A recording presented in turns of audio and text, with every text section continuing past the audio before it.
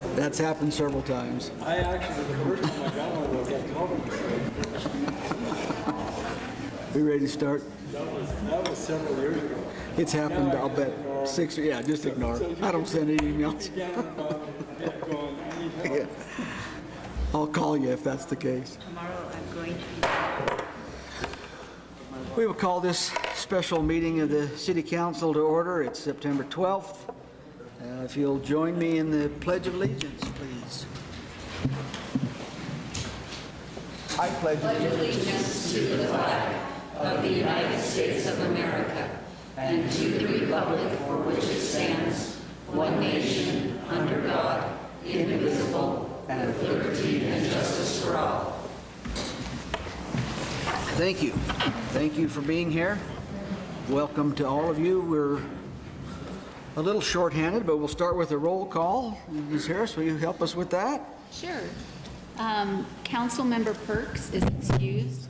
Councilmember Welling has declared a conflict, so he won't be here tonight. And Councilmember Lind is on his way. He's just... Sounds good. But we do have a quorum at this point, correct? Sounds great. Thank you. And we'll welcome Jesse as soon as he gets here. We have an agenda before us. This being a special meeting, that's the only thing we'll consider for tonight, so I'll entertain a motion to approve the agenda as it's been prepared. Mr. Lynch. Mr. Sellers seconding. Is there any discussion on the motion? If there's none, all in favor say aye. Aye. Is there any opposed? We have an agenda. Our item first off here is a public hearing for call-up and review of the application of Dominion Energy for a conditional use permit for 209 Center Street, Evanston, Wyoming. Mr. Harris, I assume you'll be our hearing officer? Thank you, Mr. Mayor. Ladies and gentlemen, my name is Mark Harris. I'm the Evanston City Attorney, and I will be conducting the public hearing this evening. As the Mayor mentioned, today's date is September 12th, 2023. This proceeding is being electronically recorded, and the recording will be considered the official record of the proceeding. This proceeding is a contested case hearing and will be conducted pursuant to the rules of practice and procedure of the Evanston City Council. The hearing is being held pursuant to mailed and published notice, which will be included in the record of this matter. The applicant, Dominion Energy, shall have the burden of proof regarding the application. The hearing will proceed in the following manner. Testimony and evidence is first received from Dominion as the applicant. All persons who testify will be required to approach the podium, state their name and mailing address. Anyone testifying will be placed under oath. Any person testifying will be subject to cross-examination by anyone with an opposing point of view, and in addition, may be asked questions by council members. Dominion will be allowed 15 minutes for a primary witness to present testimony and evidence. When the primary witness has concluded any testimony, then testimony may be received from anyone else who is in support of the application. Each additional witness will be allowed 5 minutes to present their testimony and evidence. When the applicant has concluded its case, testimony will be received from anyone opposing the application. All persons who testify will be required to approach the podium and state their name and mailing address. Anyone so testifying will be subject to testifying under oath and will be placed under oath. Any person testifying will be subject to cross-examination by the applicant, and in addition, may be asked questions by council members. Any opposition to the application will be allowed 15 minutes for a primary witness to present testimony and evidence. When the primary witness has concluded any testimony, then testimony may be received from anyone else who speaks in opposition to the application. Each additional person testifying will be allowed 5 minutes to present their testimony and evidence. At the conclusion of the opposition's case, the council may have questions of planning staff relating to the nature of the application. Only relevant and material evidence should be presented to the council, and any party should avoid presenting unduly repetitive evidence. At the conclusion of the testimony and submission of evidence, the hearing of evidence and taking of testimony will be closed. The council will then deliberate and enter a decision regarding the application. The City Council shall consider the application as submitted, the planning staff's report, the Planning and Zoning Commission decision, and any additional evidence or testimony presented this evening. During deliberations, no further testimony or comment will be requested or made from the applicant or anyone opposed to the application. The council may have questions of procedure and application of the rules of law from city staff. In deciding this matter, the City Council shall approve only those applications which it finds are in accordance with the regulations and standards of the code and the policies and intent of the comprehensive plan and other applicable city regulations, standards, and policies. The council may approve, conditionally approve, specifying the conditions or limitations on such approval, or deny the application. All decisions by the council shall be followed by findings of fact, conclusions of law, and an order. And I might note, Mr. Mayor, that because Councilmember Lind is running a little bit late, when he comes at the conclusion of the evidence, we will see if he thinks he has enough information or wants to listen to the record of the proceeding before he wants to cast his vote. So with that being said, if there's any a member of the or representative of the applicant who wishes to present information to the council, would you please approach the podium, and would you please state your name and provide a mailing address, and I will render an oath.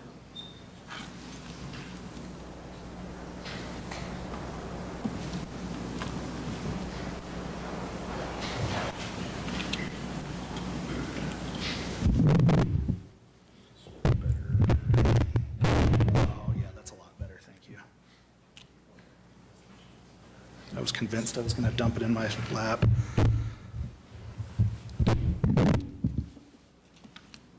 Good evening. My name is J.D. Kessler. I'm an attorney for Dominion Energy from Salt Lake City. Please raise your right hand, sir. Yes. You solemnly swear or affirm under penalty of perjury that the testimony you're about to now give is the truth and the whole truth, sir?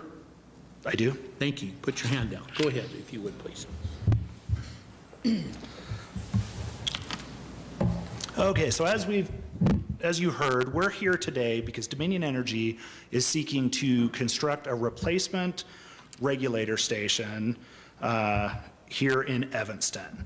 It's planning to build the replacement at 209 Center Street to replace the existing facility, which is located about 400 feet away at 233 Main Street.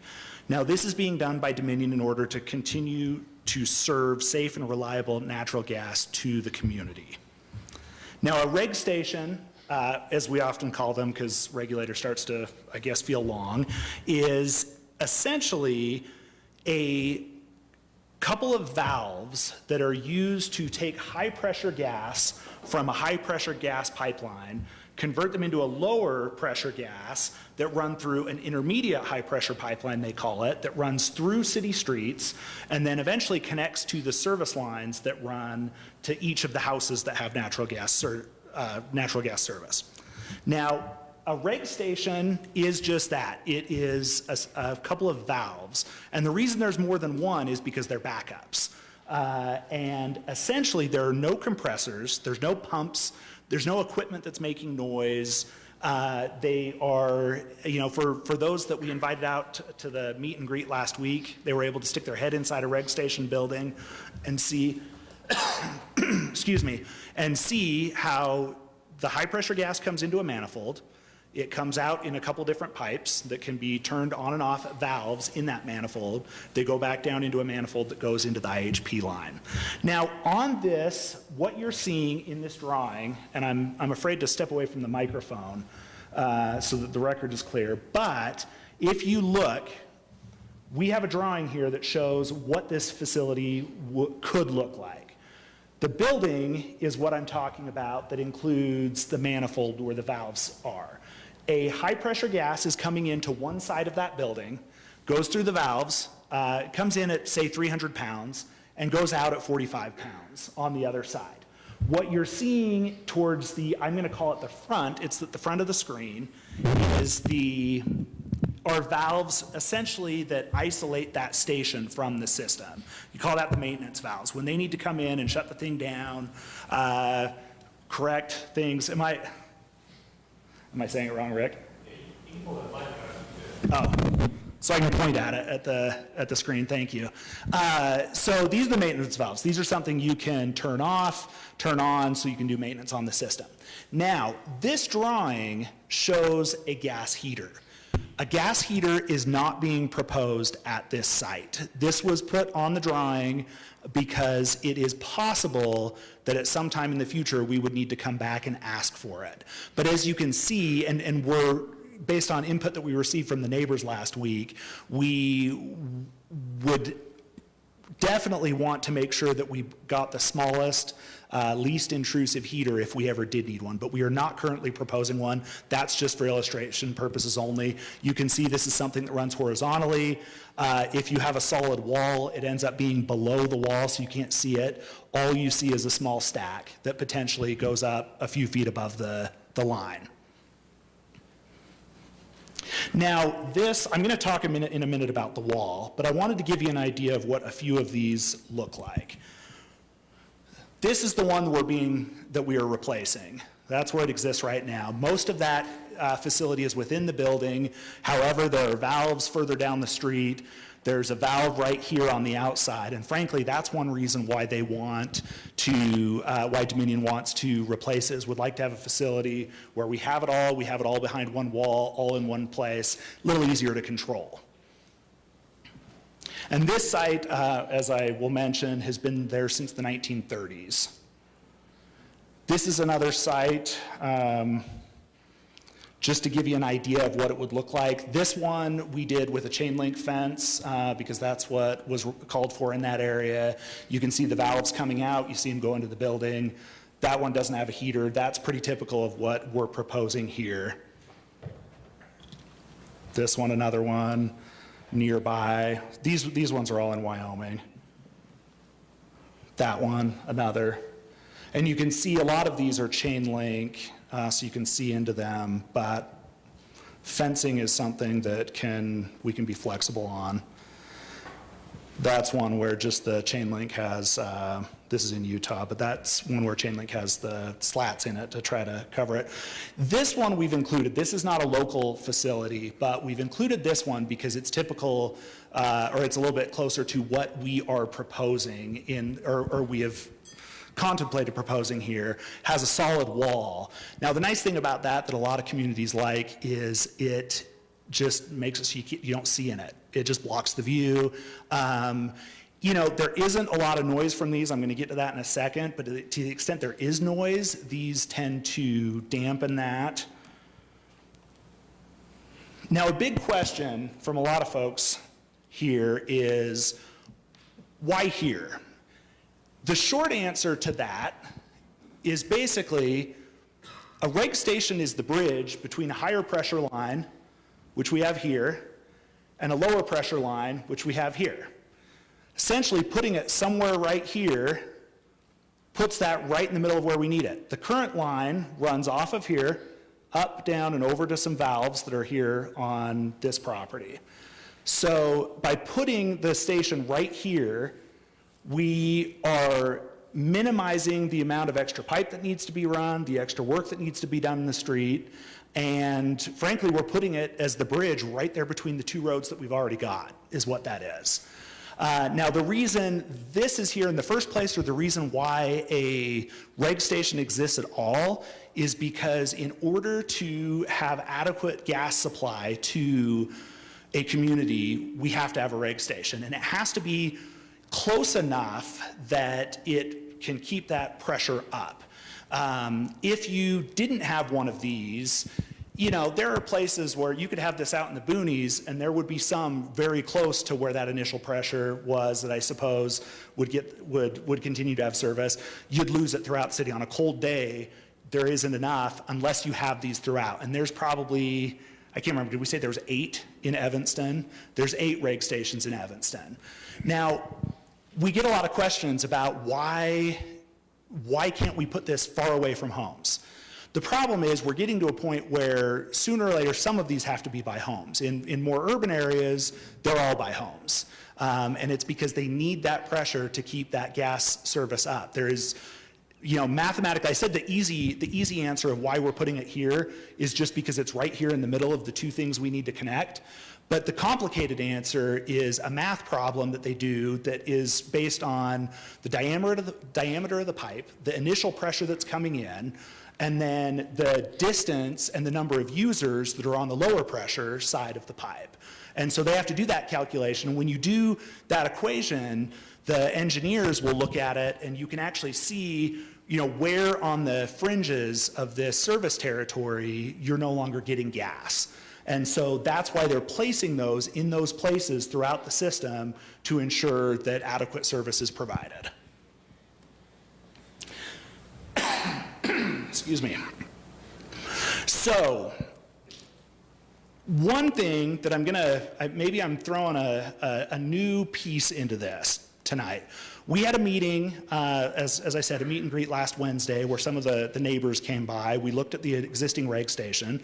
We walked down to look at the new one, talked a lot about this lot, and we wanted to basically pitch an alternative condition that we think the city council could apply to help and that we would be happy to comply with. And that is, this is the existing lot. I understand from someone in the meeting was telling me, I guess originally that was a double lot or something. What we are proposing now, if having the whole lot used for a reg station is too much or has too big of a wall or seems too burdensome in the neighborhood, what we would suggest is, now my database is gonna mess it all up for us. So what we would propose is this. How about we build the reg station on 4,582 square feet of the lot. We would put it down here. It would be on an easement. This would be very similar to the situation we have now where we have an existing easement. Now, it would still look, basically this drawing has been revised. This is what it would look like. Other than the fence is still hypothetical here. We have shown a wrought iron fence, which we'd be happy to put. We've shown a solid fence. The fence is, we don't care as long as there's a fence around it. It could be chain link, it could be this wall. That wall's more expensive. But this would be the let's say 4,500 square feet. It would be down here. This is where the alley is. This is where the main street is. And what this does is this allows the front of the lot to still be a 7,000 plus square foot residential lot. So a house could be built on it, the reg station could be tucked behind the lot, sort of back there. So you're not right there on the corner, you're not seeing everything, it's sort of hidden, it's hidden back there. Makes it a little less intrusive, makes it a little more like what's actually on the site right now. Now, some of the questions we commonly get are, one, is it safe? Dominion has 1,000 of these throughout its system, has never had a problem with any of them. They are routinely placed in residential areas, as I explained, because they have to be. They can't be put away from the customers. They have to be near them.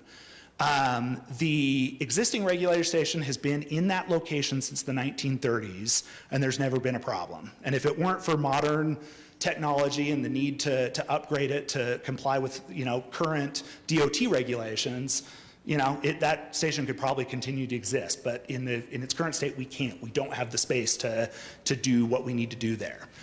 Now, I do want to point out that at some point in this process, maybe at the Planning Commission, neighbors claimed that there was an evacuation or something. We have gone back through our records. The only time we can see something like that happening was in the 70s, and it was when someone was excavating in their yard and they hit our line, and it caused the company to come in, evacuate a number of houses to do that. As far as reg station goes, like I said, Dominion operates at least 1,000 of these, and they're all over every natural gas system, and so you don't, frankly, we just haven't had issues. Oh, it's been the last 10 years? I apologize. So, but do I have the fact right that it was because then somebody had excavated and it was broken? Yeah, had nothing to do with the reg station. So this goes to what I was talking about a minute ago. Is it noisy? The reg stations are just valves that are reducing pressure. On the coldest days, you might be able to stand out there and hear it. I'm sure, the neighbors, if you went and put your ear up against this uninsulated building, when it's really cold and there's a lot of gas flowing, there's gas moving through that. You might hear a whoosh of gas going through. It's going to be a similar noise to what you hear at your meter, which is on everybody's house. You stand out there on a cold day, you're going to hear the gas going through a little bit. Now, the good news about this new facility is the building that we install is insulated. So to the extent there is gas whooshing noise coming through, it's inside an insulated wall. If we put a precast wall like we've proposed around it, that helps eliminate it, or it helps minimize any noise. And frankly, when we've done noise studies to make sure that we're in compliance with all codes, or to try to make points in presentations like this, we've found that inside the wall is usually quieter than outside the wall, especially when you're in close proximity to busy roads. And in this case, we're pretty close to I-80.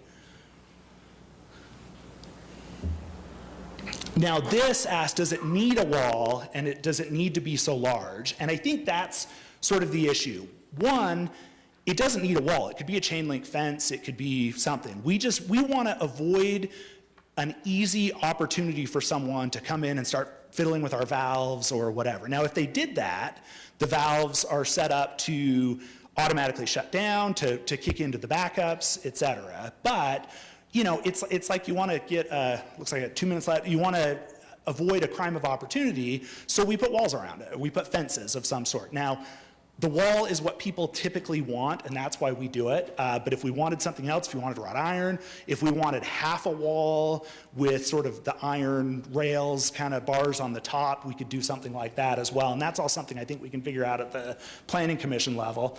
And often the reason these facilities are the size they are is it has to do with city code and what size lot we can have. In this case, what we're doing is we're proposing that we would have 4,500 square feet, which is below the minimum 6,000 square feet. That's why we would do it on an easement. The reason we were going to buy this lot in the first place is it was the lot, and it didn't make sense for us to try to buy it from the neighbors and leave it there. Finally, I have 1 minute left. The term high consequence area has been come up, and I was actually misquoted in the newspaper article about high consequence areas, but does it matter? And the answer is no. That is a term that's used for transportation pipelines. This is not a transportation pipeline. It's used to dictate the wall size of certain pipes. In this case, we are operating this at 11% of its maximum allowable operating pressure. So with that, I think my time is up. Thank you. Is there anyone who has any questions? And I'm sorry, could you spell your last name for me, sir? Yes, it's Kesler, and JD is like initials, like J period, D period. Okay, thank you. And does anyone have any questions for Mr. Kessler? And if you do, would you please come up to the podium so we make sure we can catch your question on our record? And then Mr. Kessler can answer as they're asked of you, and then we'll get to the council after they're all done. Yes, go ahead. So my name is Kathy Cook. Is that what You want to pull that? You can pull that down if you would. My name is Kathy Cook. Thank you. Go ahead. That's Okay, Mr. Kessler. so on one of the pictures you showed, it was a beautiful house. It was in Utah, and it looked like that block wall was small. You're talking That one. Yeah, how high is that fence? That doesn't look like an 8-foot fence. It's at least 6 feet. Really? Yeah. Big house. It's a big house. This also, you gotta understand, this one sits down. When you look at that house is sitting up higher because this is a lower grade. Okay, that was my question. Thank you. Thank you. Does anyone else have any questions? Yes, come on up if you would, please.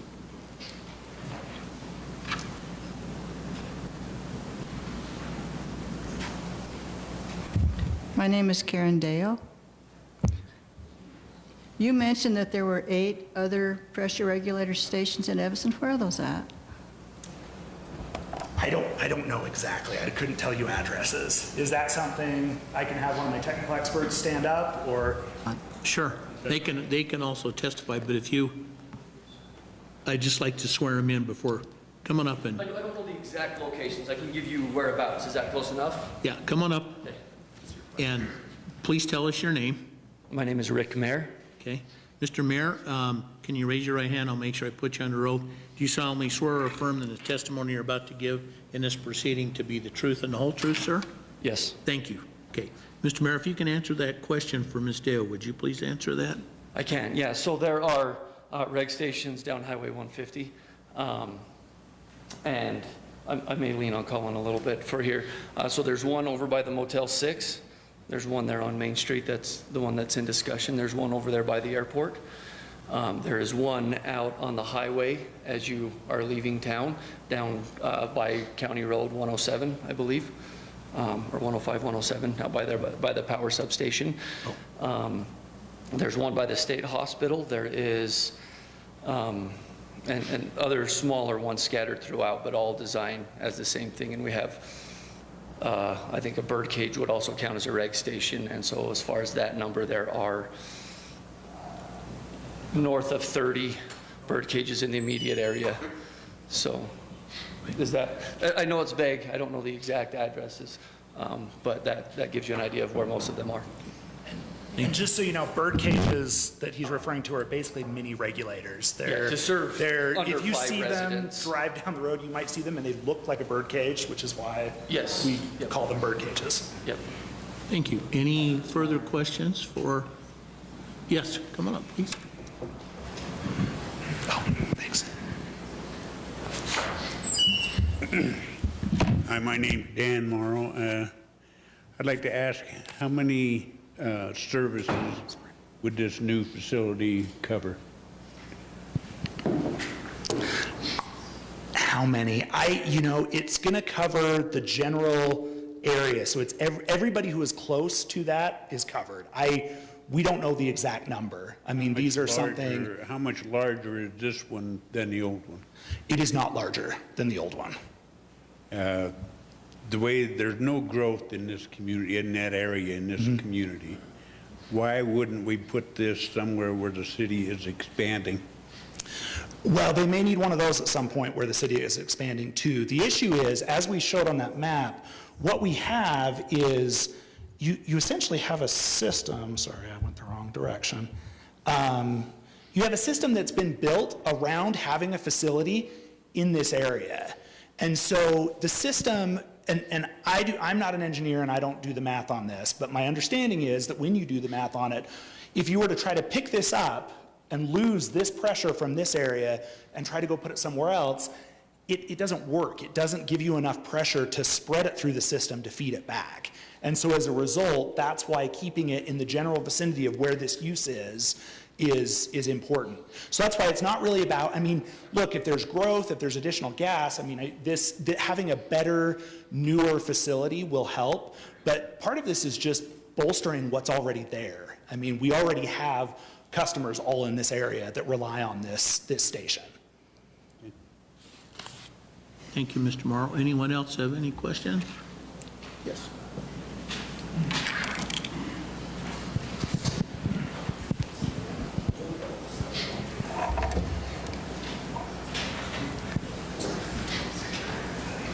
I'll get out of here. My name is Sheldon Hughes, and I have questions for these people. I lived on the street they worked on for several weeks, and I want to know why I asked the employees what was going on. They would never tell me. So that kind of set me off a little bit. Maybe, I don't know if they was instructed to or not, but it seemed like everything that led up to this point was not out front with the people. Why didn't they send a thing out the house and have a meeting down here that you was going to have this at this meeting? We used to get them years ago when any other business came into this town. I want to know why come. It seemed like it was just a big secret. Then all of a sudden, here we are now. I think it should have been done differently. And I think they should have found another place to put it. Surely the city or the state or somebody has a piece of property close to the city of Evanston that would work just as well as this one. Thank you.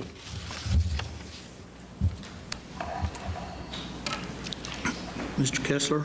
Yeah, so I think the first part of that, the question was maybe why wasn't there notice? I think their notice was provided for the Planning Commission meeting, and that's what the Planning Commission findings of fact found.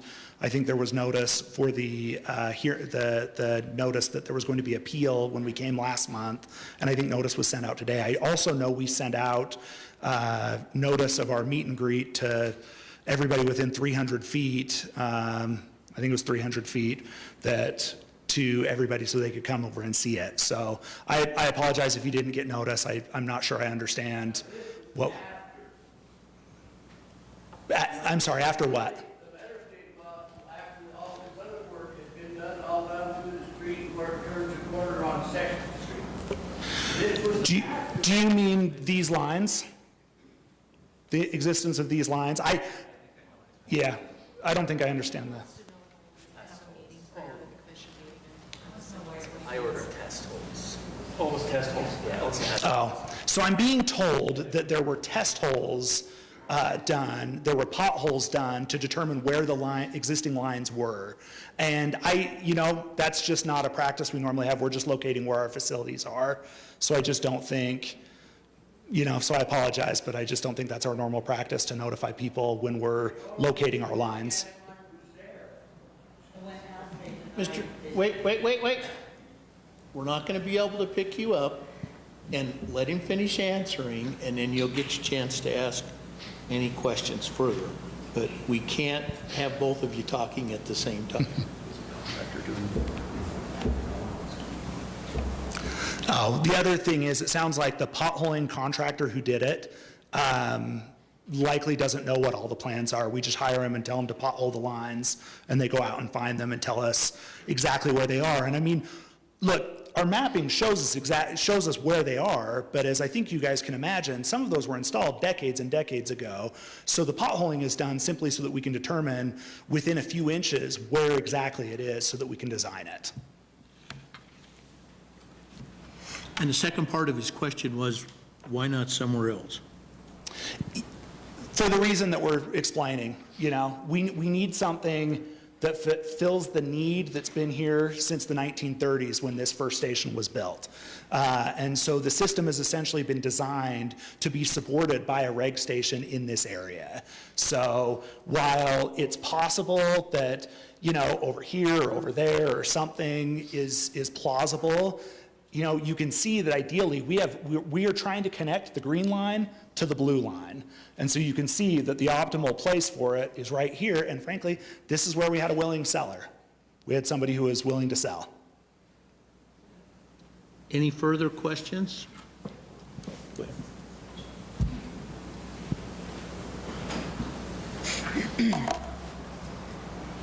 Do you need me to swear?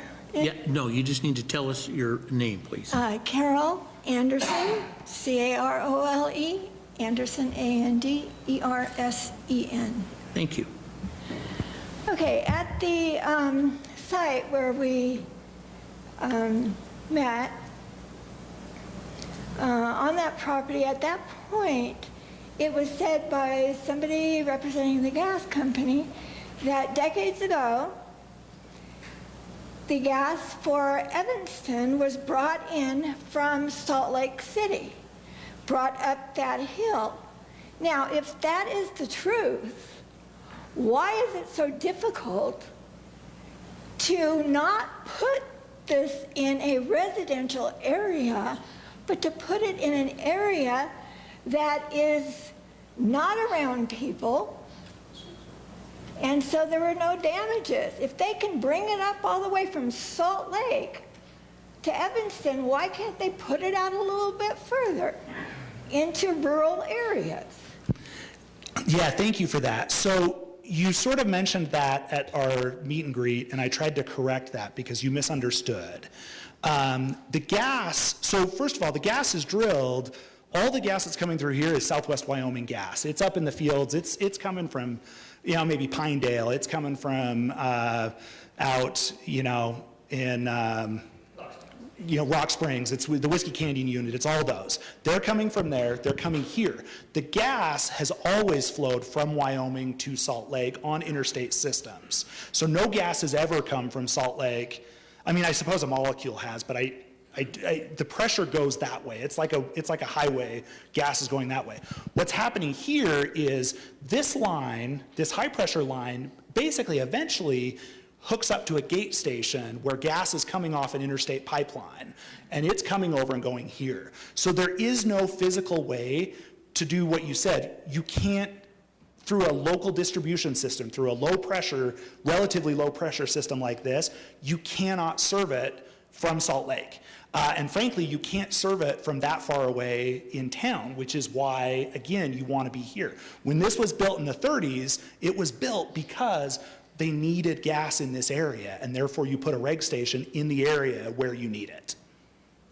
So then it makes no sense why that statement was made from the gas company. It wasn't made. I'm sorry that you misunderstood. I tried to correct that on Wednesday when I was with you, that gas is not coming from Salt Lake or Park City to Evanston. There never was. Decades ago. Never was. Starting in the 20s, the gas came from Southwest Wyoming when the first pipeline was built down to Salt Lake.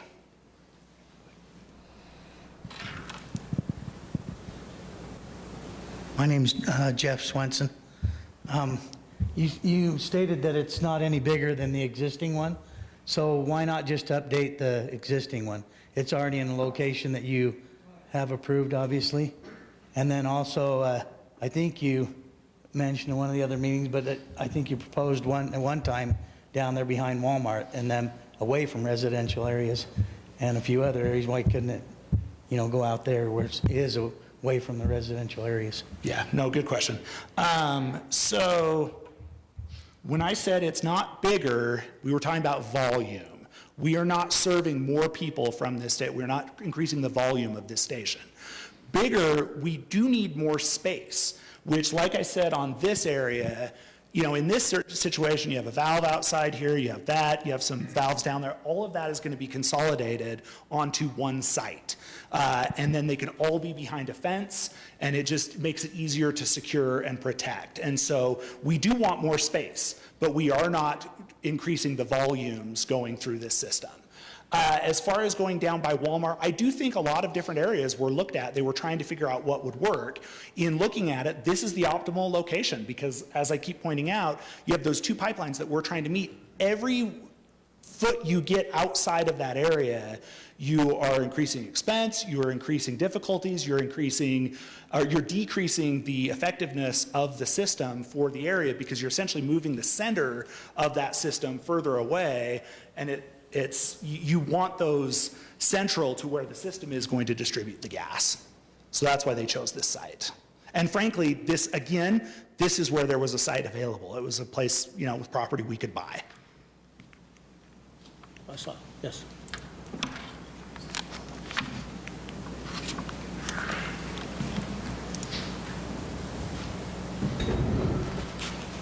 Lori Andresen. So I guess my first question would be, why again can't you just upgrade this site?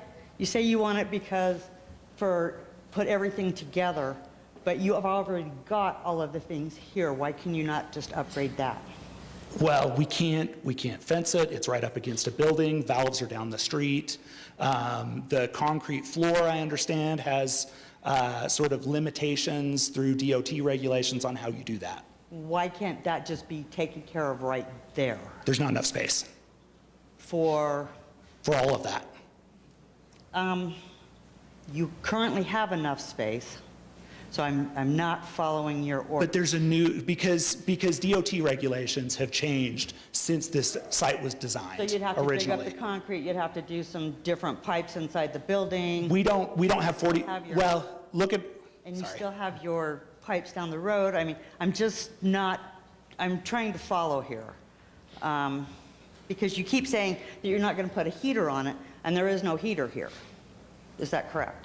There's no heater here. Okay, and you're not putting a heater on the other one, is what you've said. So We have not why can't proposed a this- heater, no. Why can't this just be upgraded here?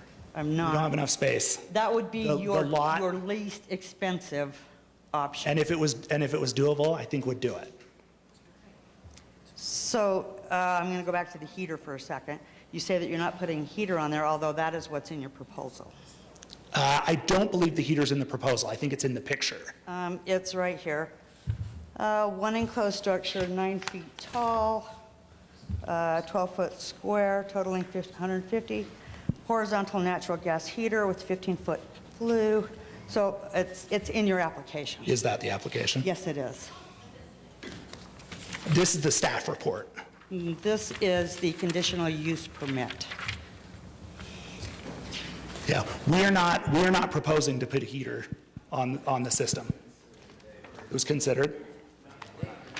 So you're asking us to now consider something that we haven't seen. This is your original application. This is what we're supposed to be here on. This is what, if that's what our application was, that's what was approved. And that's why we're here. Yeah. And if a condition is that we don't put a heater on it, would be happy to accept a condition that there's no heater on it. Okay.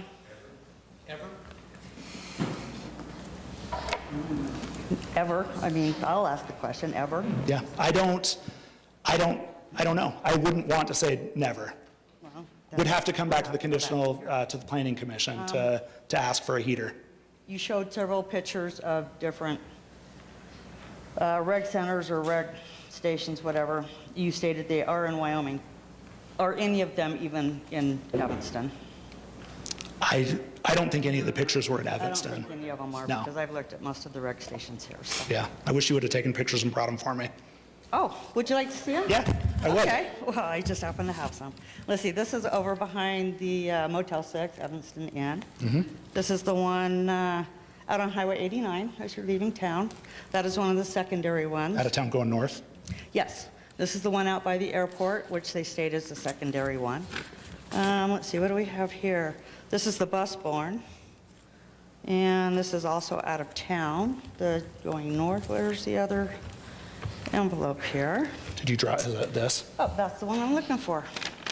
So let's see, this is what you have by the state hospital. I'm not sure why that can't be done. These are the ones that are going out of town on Hayden and 150. This is Aspen Grove and 150. This is what you have up behind Walmart. So I don't have a picture of the one out by, I don't think that's a station. no, it's just the pipeline going back there. They kept referring to it in our meet and greet. There's one out by Sulphur Creek that just has one pipe in it. The Lunsford property, I believe that one might have a heater on it. I haven't been out to take pictures of it. I have looked at it on. Yeah, and I think, can these be entered into the record? Because I mean, I think what you'll see there is consistent with everything we've put up here. Chain link fences around What you're these. saying is not consistent with your application at all. I disagree. So, well, that's why we're here. Yeah. Thank you. Yep, thank you.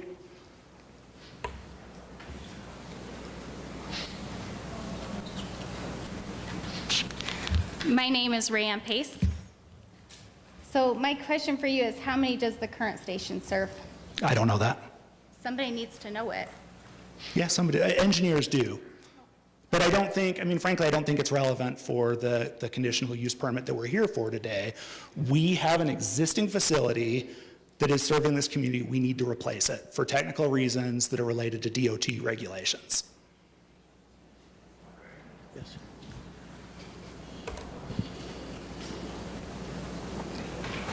I'm Sean Sabin. The thing that's got me is with the meet and greet, we were talking to a bunch of you guys and they were saying that all of the regulator stations out here, they all intertwine at some point or another. So they're all connected. in one way or another, so that if one goes down, another one can take over. And you know, the regulator station out on 89, I don't know if there's a house within 500 feet of that one, but there might only be 6 or 8 within 1,000 feet of that one. The one out by the bus barn, there's only 1 or 2 houses out by that one. The one up by the airport, very few houses are up there. So if they're all connected and all of these other ones are so far out away from everything, why does this one have to be right outside my front door? Yeah, I understand. Because that's where it was put in the 30s, and the system is built to be supported by that. And this is a very heavily residential area that's using this. And so, excuse me, so the system was designed with the idea of an influx of pressure right here in this location. And so now you have all of those lines that run out to all the houses around that rely on that. Now, I haven't done the math on each of them, like the one out on 89 or anything like that, and how many. No, I don't think that every reg station serves the same number of houses, but they are intertwined. And on a warm day, when there's less gas being used, it is true that reg stations can be turned off periodically. Every month, we'll be out there looking at this, checking it out. Yearly, we're going to be out there definitely shutting it down. I think it's yearly, right? That we shut these down, we check the valves, everything, check the fittings, and no gas running through it. But we do it on warm days because there's a big difference between how much gas we can supply through these rake stations in July versus, January 15th. Well, I understand that. What I'm saying here is that why does this have to be right in a residential area when all the rest of them are way out away from any other real residential area? They're all combined, they're all connected together. I've been told that by numerous people from and that's true. Dominion. They are connected, So all of them. all connected together, so they're all working together to supply gas to everybody in Evanston. And this is the only one that you want to put right down in the middle of a residential area. And I don't understand that because all the rest of them are way out away from everything else. So, I think that needs to be thought about here on that whole thing is why does it have to be right there? We can move it just a little ways and be out of a residential area, be in a commercial area. And, that's what's not making sense to me. Thanks. Yeah, no, and I understand your question. I think the issue, as we've stated, it's there because this is how the system was designed and was designed in the 1930s within this residential area. And like I said, not every reg station is equal. Reg stations in almost all of our system have to be near residential areas so that we can serve the residences. Now, it doesn't mean that there aren't also some that are somewhere else. It doesn't mean there aren't also some that are out in more rural areas, but it's all done by doing a calculation on how much pressure can be pulled from these pipes and put into the lower pressure, and it's all just the calculus done on these different sizes of pipes. Anyone else have any questions for Mr. Kessler? Any? Yes.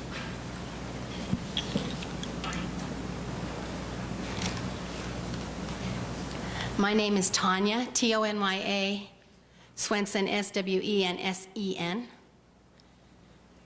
Okay, I may not know exactly, but I'm hearing you say there's not enough space there. But you're not having any gas issues, right? Everybody's got their gas, everybody's being served, and you're saying there's not enough space, and I heard the other people say, why can't you just improve that space? But I don't think you adequately answered that question. I don't understand what you need more space for if this one is serving everybody now. Sorry, I went the Because wrong you way. said no heater, but I also heard you say, you're not saying never, just not right now while it's getting approved or disapproved. So, well, a heater would be subject to an additional conditional use that would have to come back to the Planning Commission for in the future. But it's in the application. Yeah. Apparently it is. Apparently it is. That's not what we're asking for. But it kind of feels like you're kind of going underneath and being a little bit not transparent. If that's a concern, I would invite the council to put a condition that specifically that we are not approved for a heater at this time. Okay, and so my basic question is, what do you need more space for if it's not for a heater? Because in this case, we put the valves here, we put this, we have space to pull a truck in, we keep snow removal away from it, we are able to put a wall around it, or at least better fencing to keep further farther. The current No, station. we don't have a property right to do that. So it's a parking spot for your truck and a fence. So essentially, we need 45, like what we've designed here is 4,500 square feet. We don't have 4,500 square feet at the other parcel. So then, if there's not a fence there, is it being vandalized? Does it have to have a fence? I know it'd be more convenient to have a fence, but does it have to have a fence? Because if it's not been vandalized in the last, what are you saying, like 60, 90 years? Okay, 90 years. Why do you need a fence now? So current standards for design for these kinds of facilities require a fence. That's why we do a fence. Isn't it already grandfathered in, however, the way it is currently? But when we upgrade it, it would no longer be grandfathered in. And so you'd upgrade it because there's going to be an influx of people or population? Would update it to have more modern technology, the more modern equipment in there. Okay, so, but if you're going to upgrade it later, after it's already approved, we don't know how much noise, right? Because we're basing the noise on what the current standard is, correct? No. So when you upgrade your technology and you need more space for that technology along with your parking and your fence, I'm just not understanding. Are you talking about in this facility? So when we build this, we're using it's upgraded technology versus what's over at the old site. Okay. But it is what's current for current standards, and then it will go in this building. This building is insulated. You can't put the new technology in the old building? No, there's 4,500 square feet that we're looking for to do everything we need here. But I'm not hearing, and I don't know if anybody else has heard, but I'm not hearing why you need 4,500 square feet if the current facility is already serving the population that exists here in Evanston. Yeah, because it's older technology. We want the safest and best equipment, and we need to do it according to current regulations. And in order to do that, we need to do In that this. space. We can't do this in that space. I mean, it's just simple math. Like, it's 4,500 square feet. And you can't do the parking lot, and you can't have a fence. But everything else, because I'm thinking that building, you can put new pipes and whatever, right? But we can't do the valves, it's just we can't have this facility in that old location. That's the issue. And so what makes that one better than the one that's currently being used if it's already serving everybody that needs gas? It's modern equipment here. Okay, thank you. Yep. Any other questions?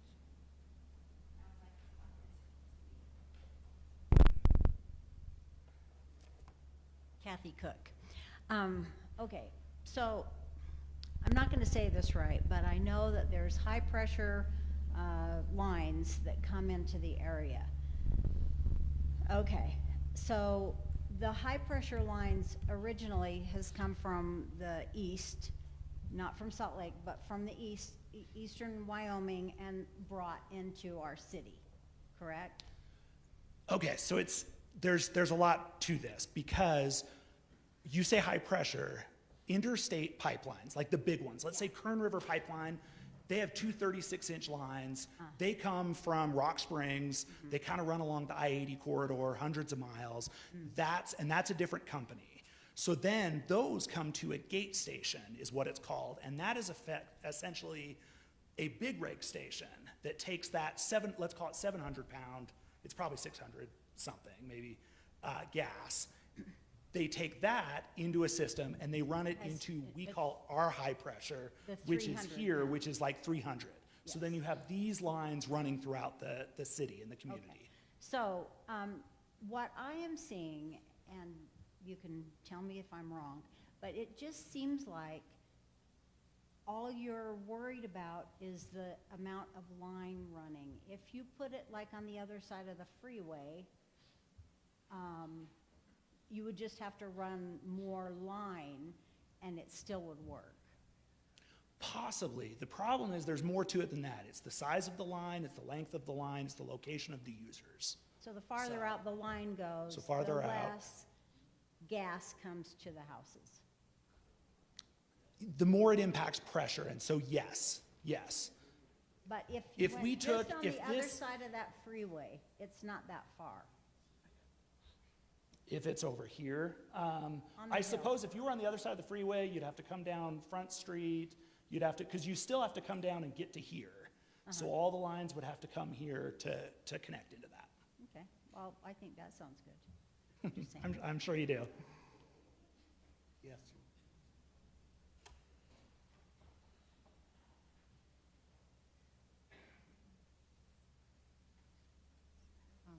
Karen Deo.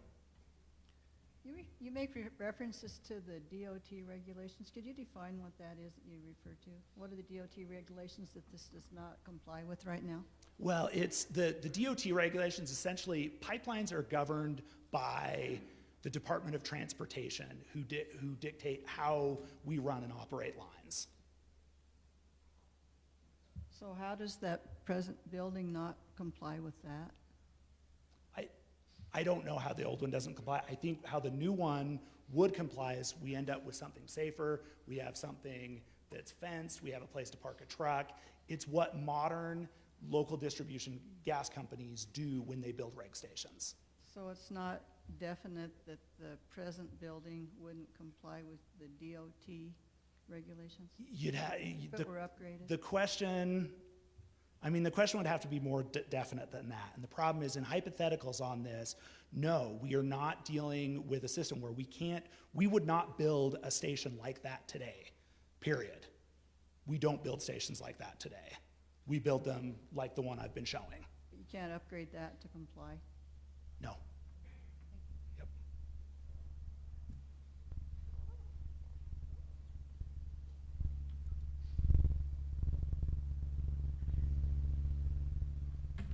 Yeah, my name's Jim Hill. I live at 128 Center. You brought up the good safety word. I'm glad you brought that up. So what safety precautions? They want you to buy the microphone. What safety precautions are you putting in the new building? In the new building? Yes. So the safety precautions, there's shut-off valves. If there's overpressurizations, they automatically, I understand, shut it down. There's a pop-off valve. I don't know that I'd define it, I don't know, to define it as a pop-off valve. Yeah. Well, if it pops off, how long before somebody comes and shuts it in?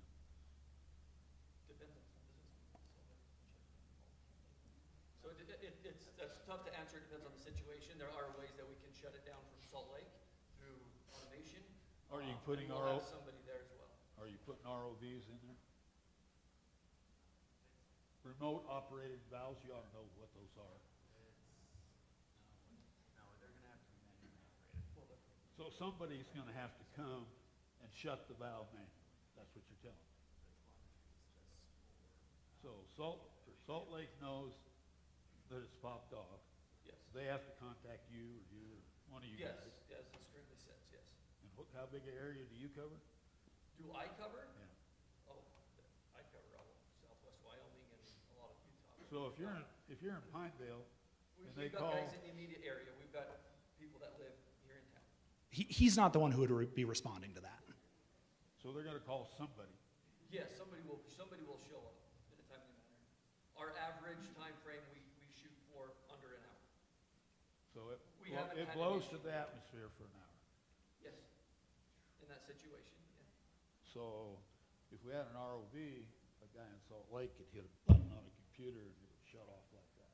Correct. So why don't we have that installed? We can talk to the engineers. Just talking about doing the best safety deal that you can have. You haven't planned that. Yeah, we can work with the engineers. I don't know all the intricate details of everything with this reg station. I do know that we are currently, yes, the answer to your other questions, yes, we are fine with where we are at currently. But in order to bring that up to modern regulation, DOT regulation changes on an annual basis sometimes, right? They change all the time. We're learning, we're growing. We know a lot more now than we did in the 70s or in the 30s. And so we want to be proactive with keeping our equipment upgraded. Yes, it Does it need to be better? Absolutely. Does that answer your question? Oh, I understand what you're saying, but you still haven't answered why we haven't designed in automated shut-offs. I don't know all the intricate details of everything Because with this that's- reg station, but that's that not would old. be considered, and we can bring that up, and I can answer your question more specifically at another That's time. not old technology. Correct. ROVs have been around forever. And a touch of the button will shut that deal in. And we have several of those throughout the system. Like I said, I don't know that every detail of this reg station, but we can discuss it and we can answer that question more specifically. I don't think you've, with blueprints. Are you saying you'd support the reg station if there was an ROV in it? I'm not going to support it if there's not. But if there was one, is that what you're asking? Tell me what you're going to do with it. Any further I questions? don't think that Dominion they're talking about safety and new technology and everything. Yet apparently their engineers aren't up to snuff because they haven't designed that into a system in a residential area. That's all I got to say. Oh, thank you. Any other questions? So my name's Steve Stacy. And my question, I did have concerns with a lot of them were asked, but my question is, as you're moving pipes in, if this does pass, the plans for doing the work on the roads and blocking off the neighborhoods, and also the roads we've got now, I'm sure the rest of the neighbors can say, as they've laid the tarmac on top of it, my car, the emergency systems, whenever I drive out of the driveway, sets off because it's so deep now. If we're just laying on top, it's just getting deeper and deeper in those. What's the plans for the roads? How long would we be shut down if something's being piped in there? How will the roads be kept so that they don't continue to increase on height? Yeah, those are good questions. Those are not part of the conditional use permit, so I don't know if you've addressed that yet for constructing the pipelines, but frankly, when it comes to construction in the roadway, we have to comply with the city road standards. And so as far as cutting asphalt, replacing asphalt, it would all be done according to city spec. Any other questions? Any questions from the council? Mr. Kessler. I've got one real quick, and just Mr. Hill kind of brought this up when we're talking about ROVs, remote operated valves. Is there one, I suspect there's a number of those throughout the community, but where is the closest one that might be associated with this particular appliance? I don't know the answer. I don't know exactly where one is. We meet or exceed all current DOT regulations. So there are going to be some required on the transmission pipelines. There's going to be some, I can't quote all of those codes off the top of my head. We have them, and we meet or exceed all current DOT safety regulations. Any other questions from the council? Yeah, I got a couple. Is this going to add any kind of cost? How is this going to affect service and cost to any of your customers in the area, if it is at all? It's for service. For service, it's going to, increase reliability of service. I mean, it's a newer system, it's a better system, and so for locals. As far as cost, I mean, I think every cost has every cost the company spends has some impact on customers' bills. However, in this case, given the close proximity to the existing station and the limited footage of pipe, it's our best cost alternative, and therefore it would be the least impact as far as cost goes to our customers. Because I know you just usually when things happen, the cost gets passed on to the customer.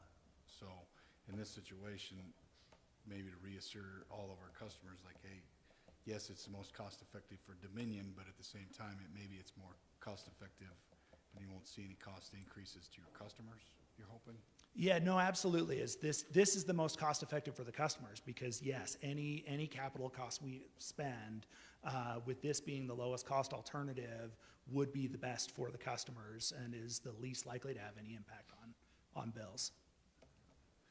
And then when the first proposed site came in, they said they needed that entire lot.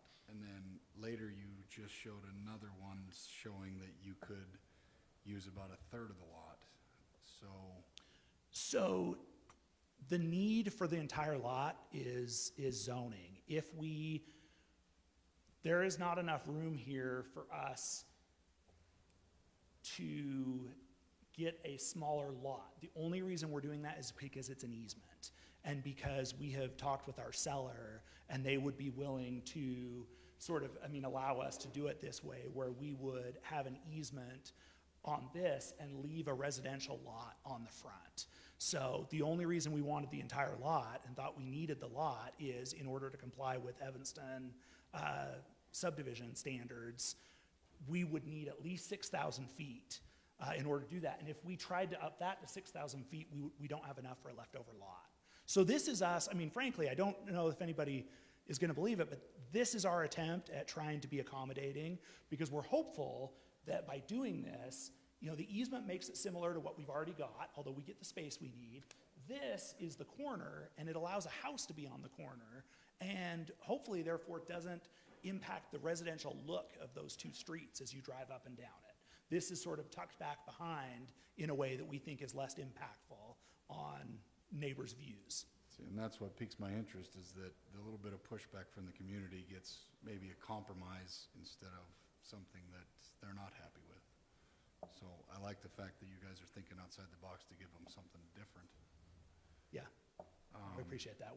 We're trying. It's not, look, it's the lawyer in me would tell you, you never, you want to own your property, you want to own 100% of it, you want to fence 100% of it. That's the way to be safest. So easements we have less than 100% of the bundle of sticks when we have those rights. But we think we can make this work. Frankly, it's worked on the other one since we sold the building to the HVAC company in like the 70s. And so I think this works, and we had hoped this was a win-win for everybody. Okay.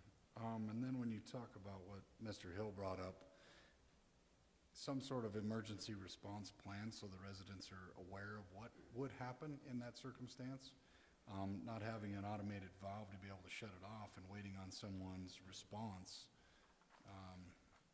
honestly doesn't give people as much confidence. If they know that, hey, here's our actual plan, here's what's going to happen, everybody's well aware of it, so everybody's on the same page, would be beneficial to the residents, and instead of just saying, well, sometime within an hour we can get to it, and we don't know how much gas is going to get released, we don't know what happens when something in place to say this is how we're going to handle that procedure would probably be beneficial. Now there is an emergency response plan.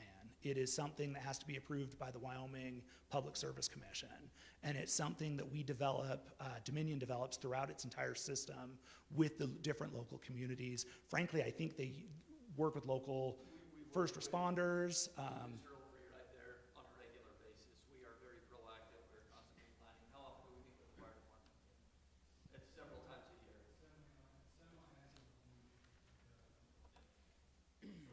We're constantly, that's our biggest thing we do with emergency response as well. We're trying to Okay.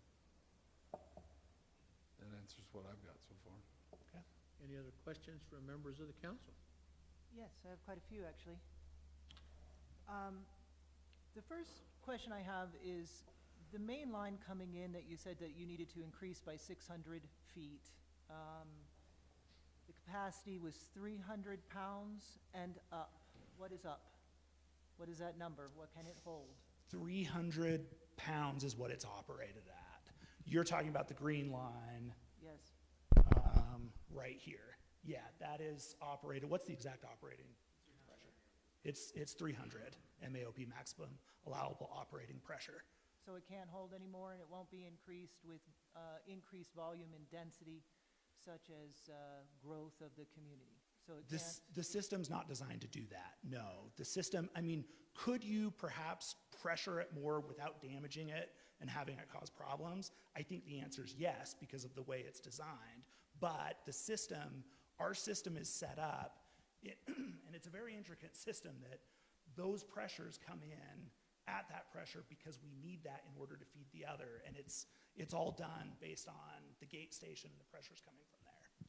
So what I'm asking is the calculation that's done for density, pressure, that you were talking about, the mathematicians, as you called them.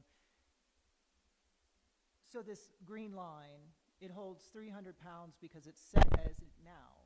It could hold more, let's say 700 pounds? No, I don't believe so. No. 600? I don't believe so, I don't think. So what's the final number? I'm just curious. 300 MAOP. 300, and 300 that's what it's MAOP. running at, and it can't hold any more.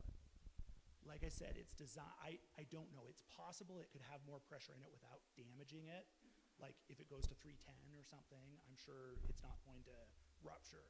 But my understanding is it's designed to be run at 300, and that's why it's set that way. And will 300 be adequate for growth? Is it compensating for growth? And how much growth? How many more houses? How many more buildings? Well, 300, so 300 is not,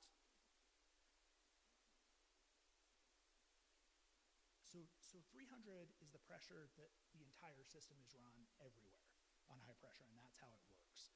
So I don't know, I mean, in theory, that problem you're asking is more a question of, do we, you know, would we end up needing to build another line? And I don't know what that line in particular would feed.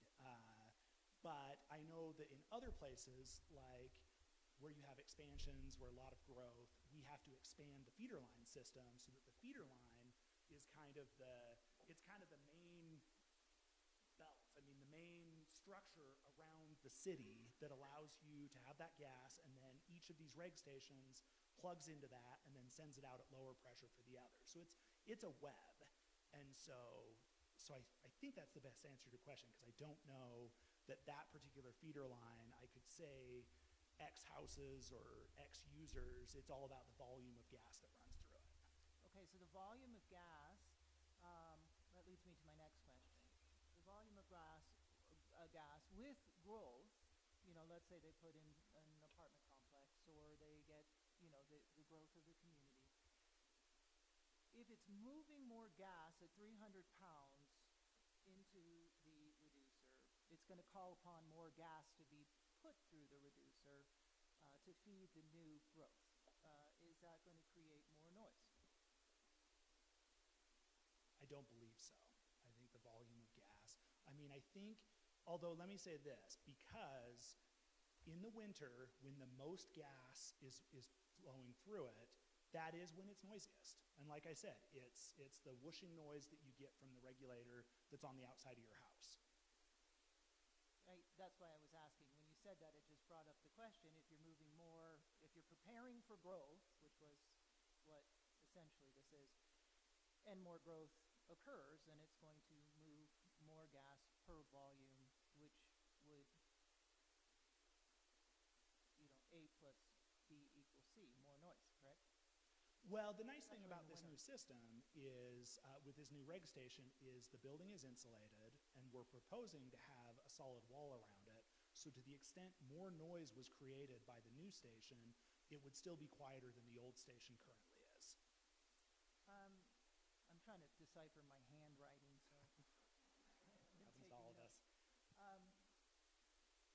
Are the other regulators around, not here, because they brought, obviously they've shown that they are not around in a high density area, but the regulators that you spoke about in Salt Lake, are they in a high density area, and are they carrying a 300-pound line? Yes, so there's an example of one right there in the residential neighborhood. That one is in the residential neighborhood and is, you know, 700 feet from my house. You can see that one right there. And all the pressures are the same because it's a 300-pound system that, you know, high pressure that's running through to that. Yeah, and that's common. I guess I should point that out. That's common to the United States. It's done that way so that it's uniform, because those interstate pipelines we talked about, the Kern Rivers, the Mountain West, or Williams, you know, those kinds of things, they're running their system in a way that's optimized so that people can tap into it and then get the pressures they need. And that's why those pipes need big compressor stations every 10 miles or whatever they do, that sort of thing. How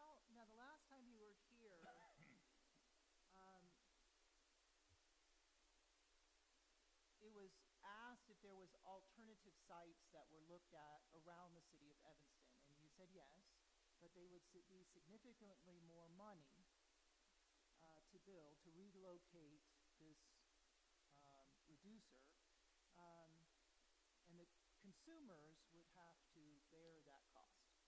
So my question is, what are those, and what were those locations? How much is that extra cost? And how far can it be moved and still be effective? Because what you were saying is it has to be in a specific area to be effective. What is the range, and what were the areas looked at to still remain effective but be more expensive? Well, in theory, every foot you move farther from the existing pipes is more expensive. So this one, we're moving 400 feet. And so I would imagine there's a cost for that. So every other cost, I do think they looked over by Maverick. I do think they looked over behind, is it the Armory that's right there? And frankly, part of the issue is that we didn't have willing sellers. In this case, we have a willing seller who wanted to sell us this parcel.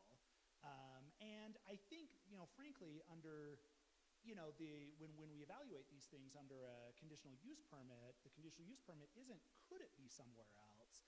It's, is this a place that it could be placed while mitigating impacts to the local neighborhood? And so I think when they evaluated this, that's what they took into account when they found this, because we had a seller who wanted to sell this to us. It was close. We think, given the location of the existing facility, you can see that, it's been compatible with this neighborhood since the 30s. And so we'd hope that would be the same now. The fact that the seller was willing to sell and not other places, I read the testimony from him. And he's prepared to testify today. He's our other witness, by the way. And he tried to sell it, and it wouldn't sell. And I'm just wondering, when we're in a real estate market where hardly anything's on the market for more than a week, why did this remain unsold? Was it because it's next to a reducer? It's a question that should be pondered for property values.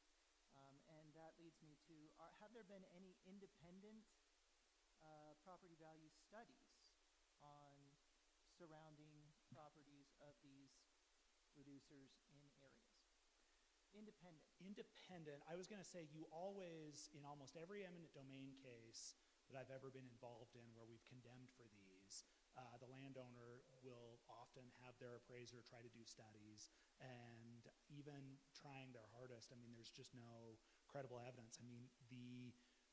The fact that there is one right now 400 feet away, and yet I haven't heard any testimony that there was any problem selling any of those houses ever. Okay, but there hasn't been any studies particularly. But you couldn't buy land out by Maverick or out by the Armory, but this was the only place available, and the lots had remained on the market for a bit. Is that correct? Yeah, my understanding is this was a willing seller that we found, somebody who wanted to have this here. And the fence that you're putting up is the newer standard, so it's prepping for change, correct? Because No. Now it doesn't have a fence because it was built in the 1930s, and now you're prepping for growth. That's a little bit out of order because I'm reading my handwriting.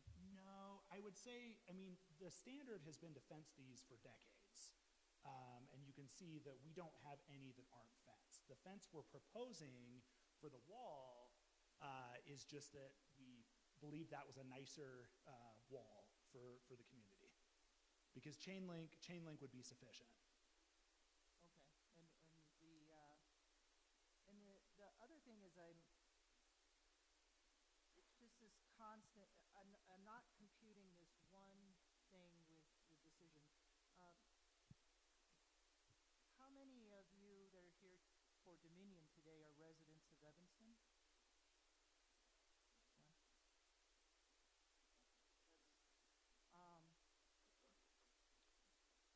And you're the landowner, correct? Oh, okay. So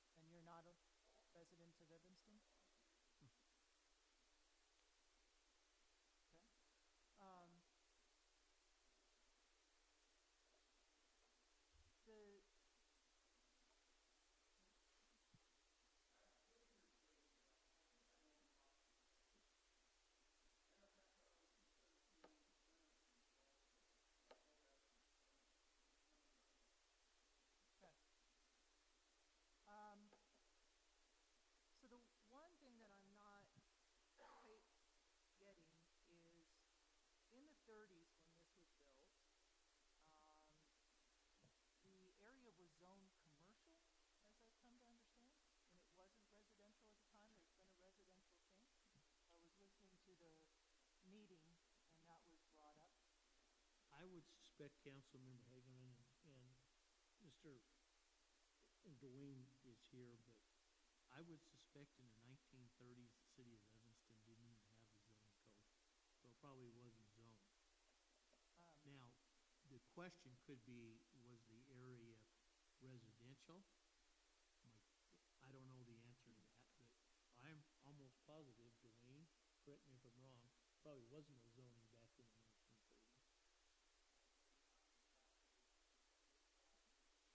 Yes, the current location.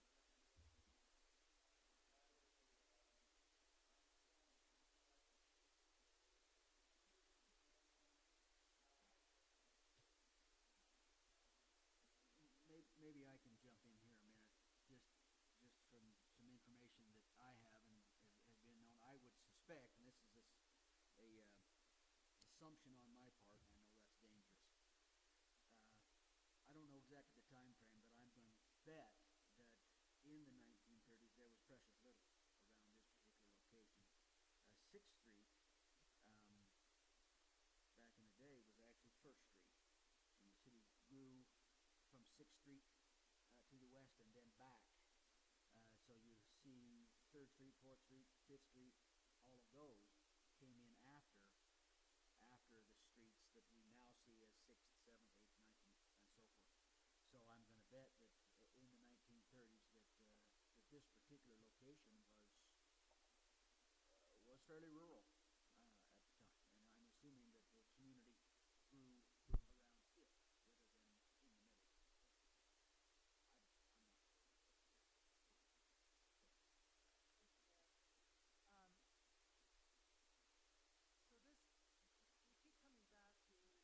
it was built in the 1930s,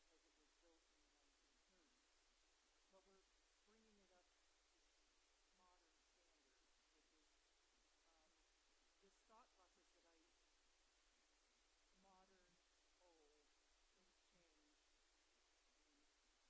for one, didn't have the right to vote for more than 10 years in the 1930s, and none of these women would be allowed to be here.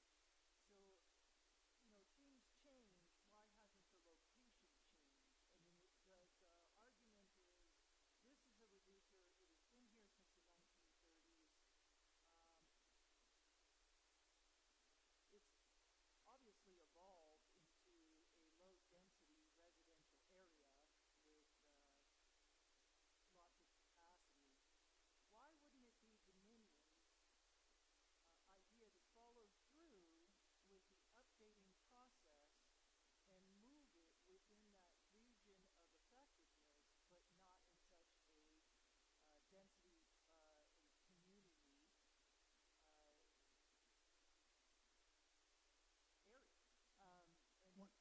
And I think that's a good question. I think the issue, and I think the emphasis on this having been built in the 30s is perhaps being lost a little bit, in that we've emphasized that because people have lived around this for decades and decades and decades.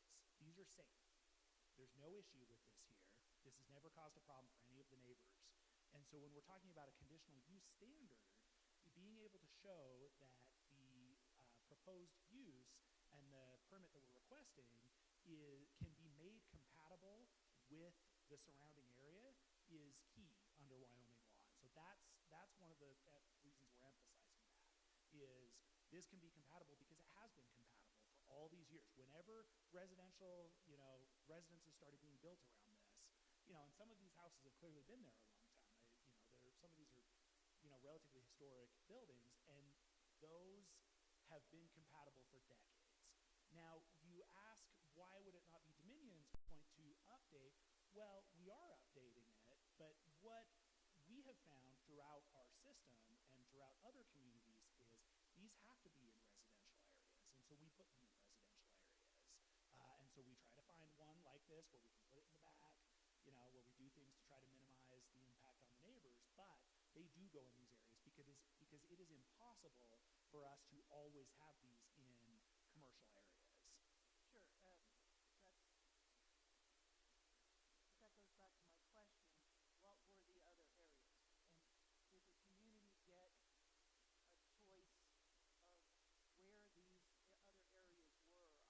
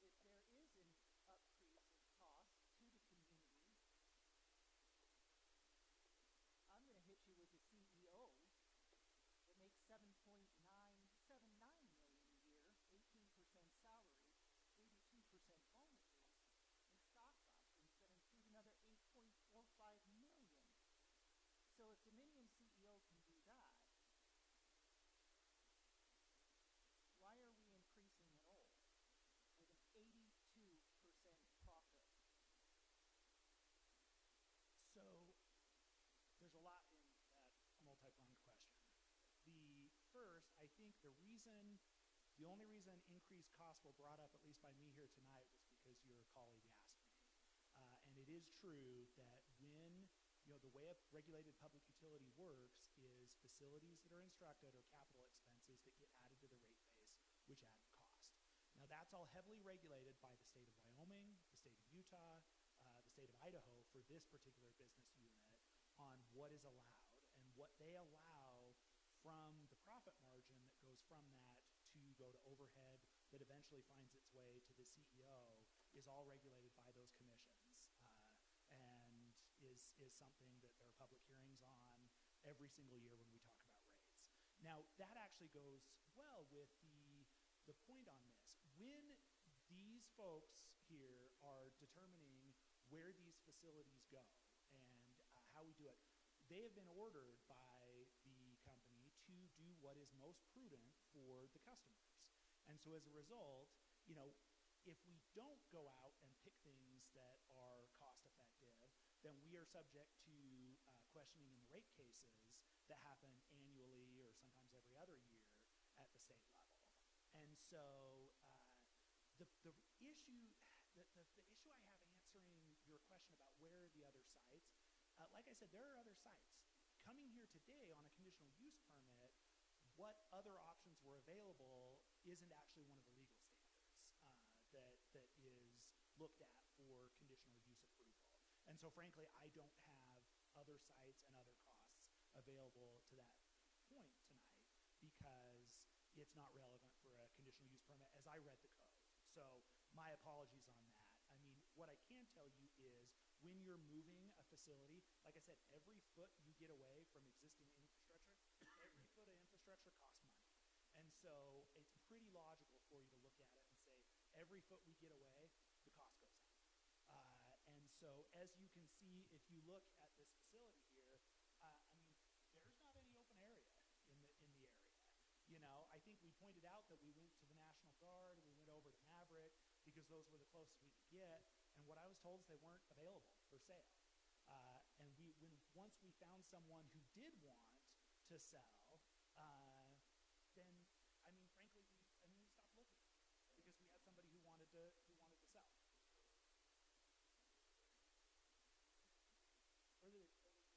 Yeah.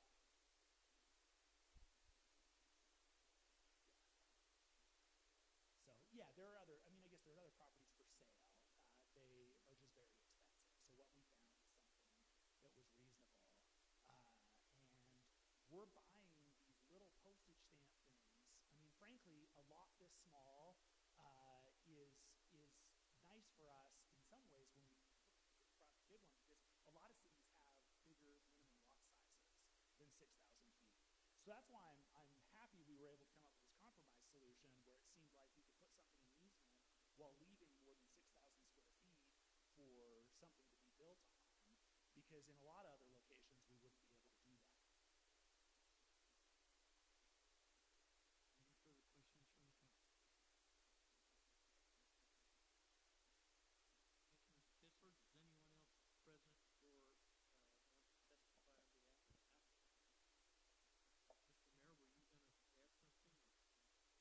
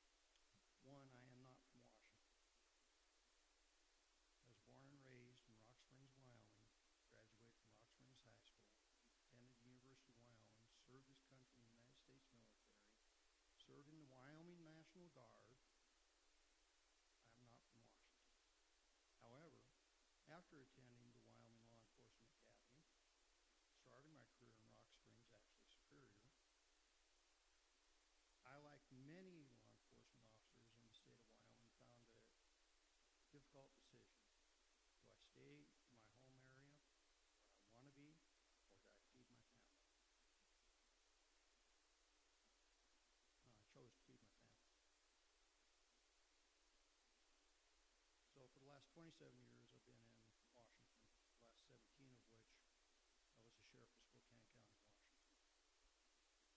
Population roughly 550,000.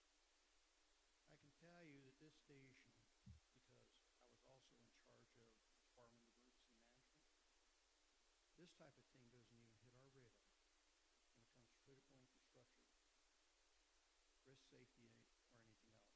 It's a given. It's what's part of your natural infrastructure for your utilities. I've never seen one of these things pop off.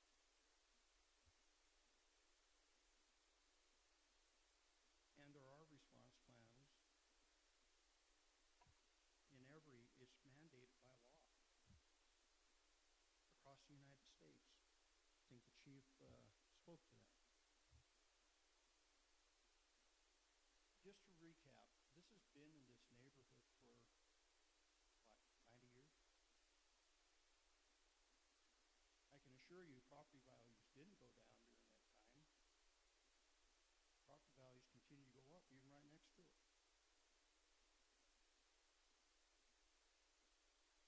I'm not concerned about the safety of it, because if I would, I wouldn't have ever sold it.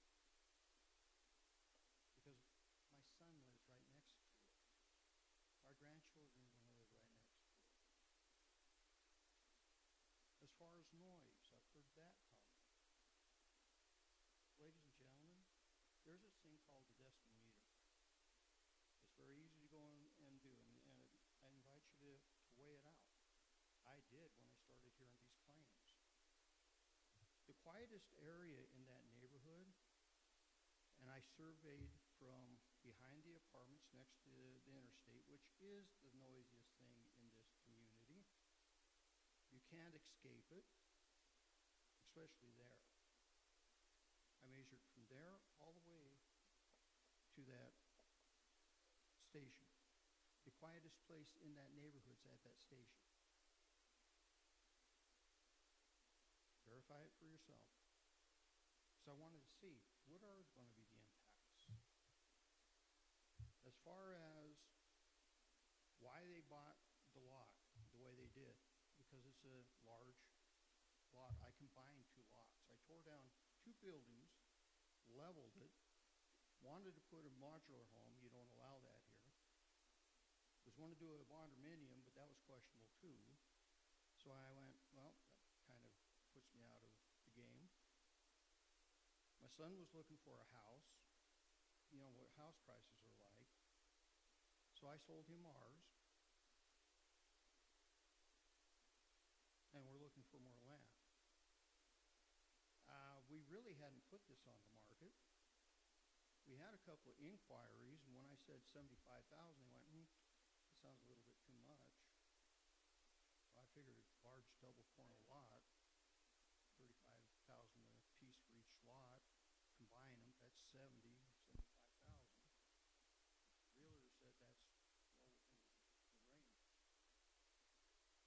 So when they bought it, they bought my lot. The lot just happens to be that big. Now they're trimming it down because they're trying to make sure everybody's comfortable with what's going on.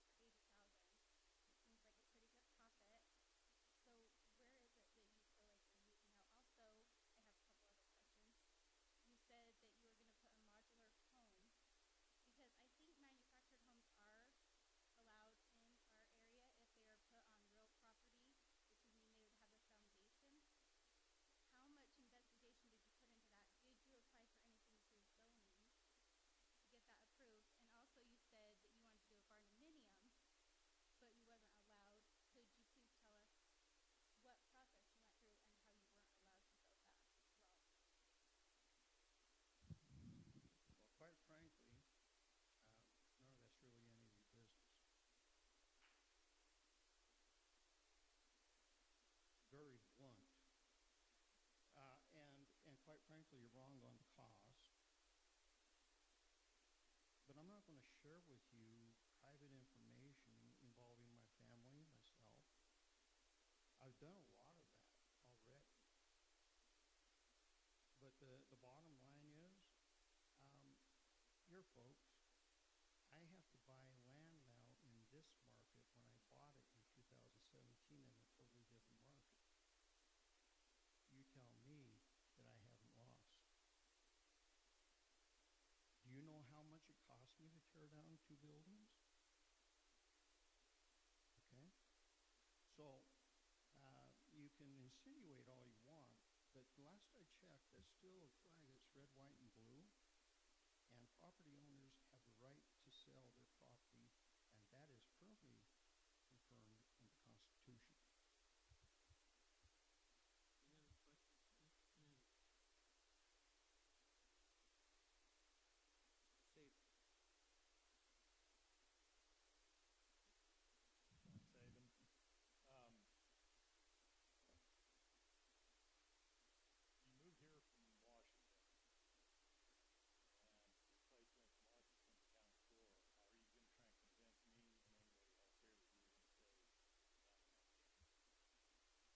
Folks, one requirement of this hearing is that evidence be relevant and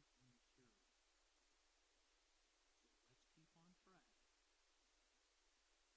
So let's keep on track. What's relevant? So, again, I bought that property in 2017. The mayor could probably tell you that I've been looking at joining this community from about that time. So I think I have a pretty good witness that I do want to be in this community.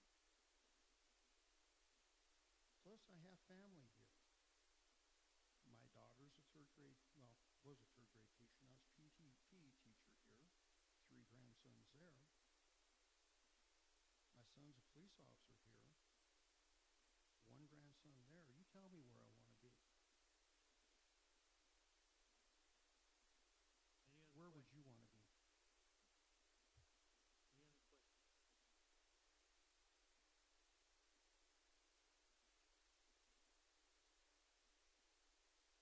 Any other questions? It's not relevant.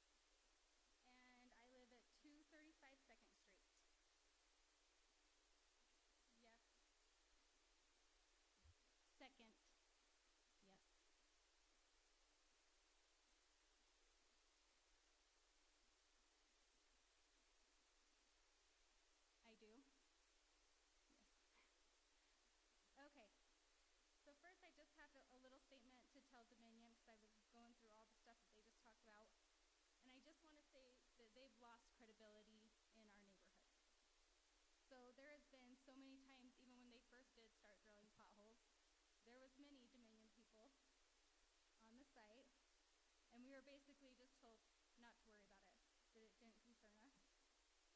And so then you fast forward to all of a sudden we get this notice, and I didn't even get a notice about the first meeting. Luckily, I had a neighbor that came and approached me. And I don't know why they would wait to hold a public meeting until, like, after they've gotten all this backlash about the facility. I think that they should have gotten ahead of everything and then held, and just let us know what was going on. Be honest with us. I mean, Evanston is a small community. We're going to hear about stuff. If anything, come into our neighborhood and be honest. Because if you lie about the little stuff, at the end of the day, the big stuff, we're not going to trust you about. So there's a couple things they stated. They want to classify one of these bird cages as a reducer station, which if that's the case, put one of those in our neighborhood, or like everybody else has stated, just update the one that they have there now. So there's a couple things I wanted to go off of, but first I'm just going to go through everything that I've prepared. So I want to say thank you to each of you for allowing us here tonight. Some people don't feel comfortable speaking, so as you can see, we're all dressed in red. My background consists of consumer and commercial lending, as well as I've worked with various city councils regarding city development and economical design. So it's been stated that this facility is only replacing a regulator station that is already in our neighborhood. And it's been there since 1930s. Well, I have a picture of when it was placed in 1930s.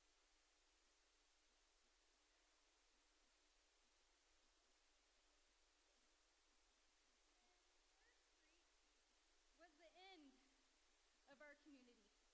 It was in the outskirts of town. As you can see, it was placed in the proper place at that time. And then,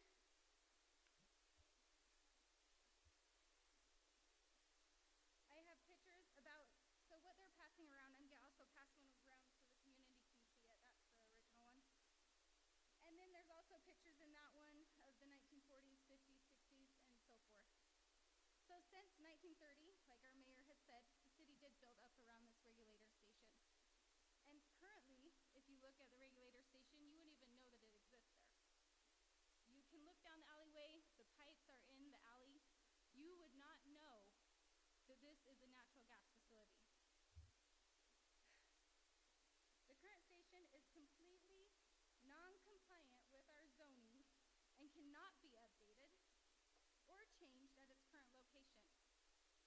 It is only allowed to be at this location because it is grandfathered in.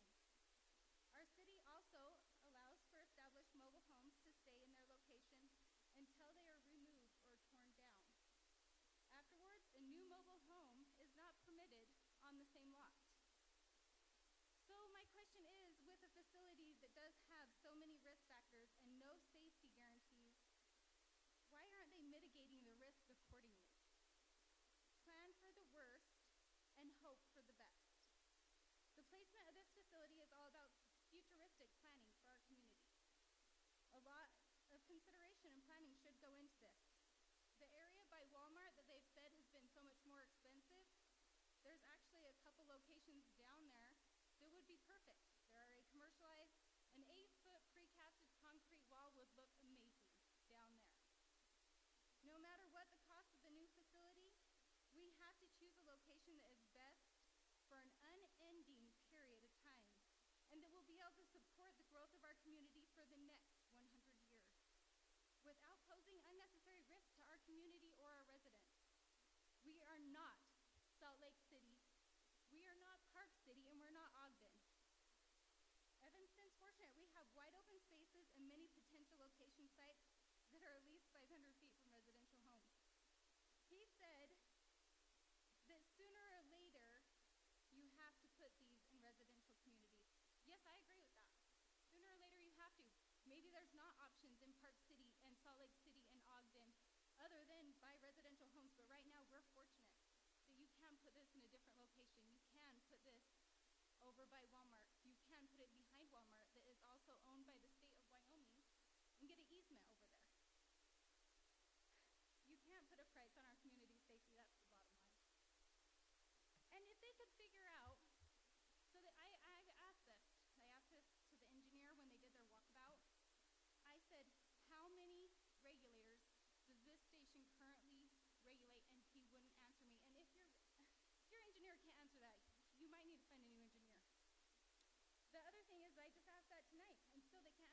can tell you in the 70s, this station supplied 1,700 businesses and homes with gas. This one facility. So if they can't place this a mile away and still do the same work, we obviously have an issue, because when they're saying that they're going to make better equipment at this facility, it's going to be improved. Well, if you can improve it, and in the 70s it was capable of serving almost the entire community of Evanston, I'm pretty sure at current day measures you can put it 3 miles away and probably serve all of Evanston, even though it is tied into a spaghetti bowl. So if they've told us if one shuts down, they can actually just bypass it and keep supplying us all with gas. Well, great. Cap the one off down there, and then just, why don't you even improve the other facilities? I'm sure that Dominion can continue serving the community, locate this correctly while still putting the public first. And I do have pictures of the current facility. If they haven't seen it, or if you guys haven't seen it, has everybody seen the current facility? You can't see it from the main road. You'd never know that it wasn't part of Tom's HVAC. All you can see is the metal building. So no one driving by would know this was a natural gas facility. There's just one metal building, 2 pipes. The pipes, I think, are like 12 by 3. So the current facility's footprint is 1,600 square feet, according to Dominion's new application for their new facility. And is there any way for us to pull up what they actually submitted with the application? I mean, it's kind of concerning to me as a resident that now all of a sudden they've changed it, but they didn't supply it to all of us, because I asked for anything that they added. I just kind of think it goes back to the honesty and everything. But anyways, so according to their application, the proposed location will be 11,620 square feet. It's 7 times larger than the current facility. The high pressure pipe they're installing will currently contain 300 pounds of pressure. And I did ask the engineer, and he said it was capable of more than 700 pounds of pressure. And even though right now our city is not running at lines of 300, at any time while our city is going to go through this growth over the next 100 years, we might need to make improvements. I would assume that we would. And then it could maybe be possibly that they're pushing 700 pounds of pressure down our street. Because the engineer did say, yes, it is capable of 700 pounds of pressure. I know you had asked that. So I believe this is just phase 1. Dominion can't and won't guarantee additional expansion at this location. I asked the engineer that as well. And I've seen it before. I've worked in commercial lending. They'll get their foot in the door with this request, and then they'll continue to make additional expansions to this location over the years to come, and it will always be necessary, I promise. That's why it's so important as a community that we look ahead to the future and we say, where is the best place to place this? That's all about futuristic planning. It's for our city, it's for our community. So as our community grows, they will, whether it's additional pipe structures or pushing more high pressure gas, they will expand. Dominion stated the facility doesn't need a security floodlight now, but I guarantee you the first time this facility is vandalized or that Clayton shows up in the wintertime at 6 p.m., they'll be installing one. Why are they willing to take shortcuts? So they keep changing their plans and they're willing to take stuff off, but safety shortcuts should never be taken. Never. Not when it comes to a facility like this. You shouldn't do that to appease the public. And is it just a matter of time until they actually decide that it's necessary, and then they're going to come back and make changes after this facility's already built and we have no recourse at that point? So, yeah, we don't want a chain link wall either. And if they were to pull up what the facility was going to look like, the wrought iron fence they were proposing, you would have had the concrete wall, and it would have come right out to the residential area, all the noise. And in their application, it states the facility will make an audible noise that will not be heard by neighbors inside their homes. Well, I went to their secondary facility out at the airport road, and I recorded what it sounded like. And I actually have that recording here, and if you guys want to hear it later, I'd be happy to play it for you. It's loud. Dominion stated that they're louder in the winter. And, I mean, if it's that loud on an 80-degree day, I'd hate to hear what it sounds like in the winter. So then you go into the health concerns associated with low-frequency noise. So between 2016 and 2019, 142 articles were published regarding low-frequency noise exposure and its effects on health. Studies concluded that low-frequency noise can cause loss of concentration, feelings of pressure on the head and eardrum, cognitive alterations, sleep disorders, overall fatigue, headaches, disorientation, complete psychosis, cardiovascular disease, strokes, nausea, high blood pressure, among many other ailments. And this is all exposure to low-frequency noise. There's actually a term associated with these conditions and high-pressure gas pipelines, and it's called GPS, or gas pipeline syndrome. Gas pipeline syndrome is developing health and environmental occurrence caused by widespread emissions of sound waves that occur from high-pressure natural gas. This sound is best known as infrasound low-frequency noise, or ILFN. So I have a couple articles, if anybody wants to read them. As far as vandalism goes, they stated that they've had vandalism occurrences in other areas like Salt Lake City, Ogden, and so forth. Well, I don't know if anybody watches Hulu, but on Hulu they're streaming a movie called How to Blow Up a Pipeline. A facility at 209 Center Street directly off I-80 is basically putting a target on our neighborhood's back. It's going to be in clear sight of I-80, and that's the second longest interstate in all of the U.S. But Evanston's not free of vandalism. 2 months ago, base camp was robbed and vandalized. 7 high-end side-by-sides were stolen valued at more than $225,000. The location at 209 Center Street is very similar to base camp. It has easy ramp accessibility, multiple vantage points. The difference is if Dominion's facility is vandalized, it has the potential to kill people. And if it's located at 209 Center Street, the death toll could be extremely high, and it could be absolutely devastating to our community. Placing a facility that has the potential to be so dangerous within 300 feet of 26 residential homes, a 45 apartment complex, a church, and less than 600 feet from Evanston Middle School, ECD, and many additional residential homes makes this area unsuitable. I'm sorry if I misused the term HCA, but either way you look at it, to me, I don't think this is a suitable location and that there's probably better locations for their new facility. I guess my question is why, when we have the opportunity to ensure that this new facility is located properly, would we go into a residential neighborhood? This is an area that is currently growing and improving year over year. The apartments on Lilac Way are being renovated. Degraded, unsavable homes have been removed. Many older homes in the community have been completely remodeled, inside and out. ECDC is still in the process of being completely renovated as a multi-million-dollar project. Evanston Middle School was recently completed, which was a $21 million investment for our community. There is money being spent left and right within 2 blocks of this lot, all improving Evanston. So I don't understand why building this facility here is even being considered. We wouldn't allow a gas station to be built here because it would be detrimental to our neighborhood. And if it goes through, so will this. What will happen is many homeowners who love this community will move out. And then, obviously, a lot of people who are willing to live next to a gas facility will move in. And by the turnout tonight, you can see by all the red shirts and everything, we don't want to live by this gas facility. So if you have people that move into this facility that don't really care about the neighborhood, then everything's going to go down the hill. The houses will go down, the yards will go down, and this area will become a very poor area to look at. A slum. So years from now, whatever your decision is, it's not going to matter to any of these Dominion employees. If you decline their request to build here, they're simply going to go somewhere else, and the facility will still get built.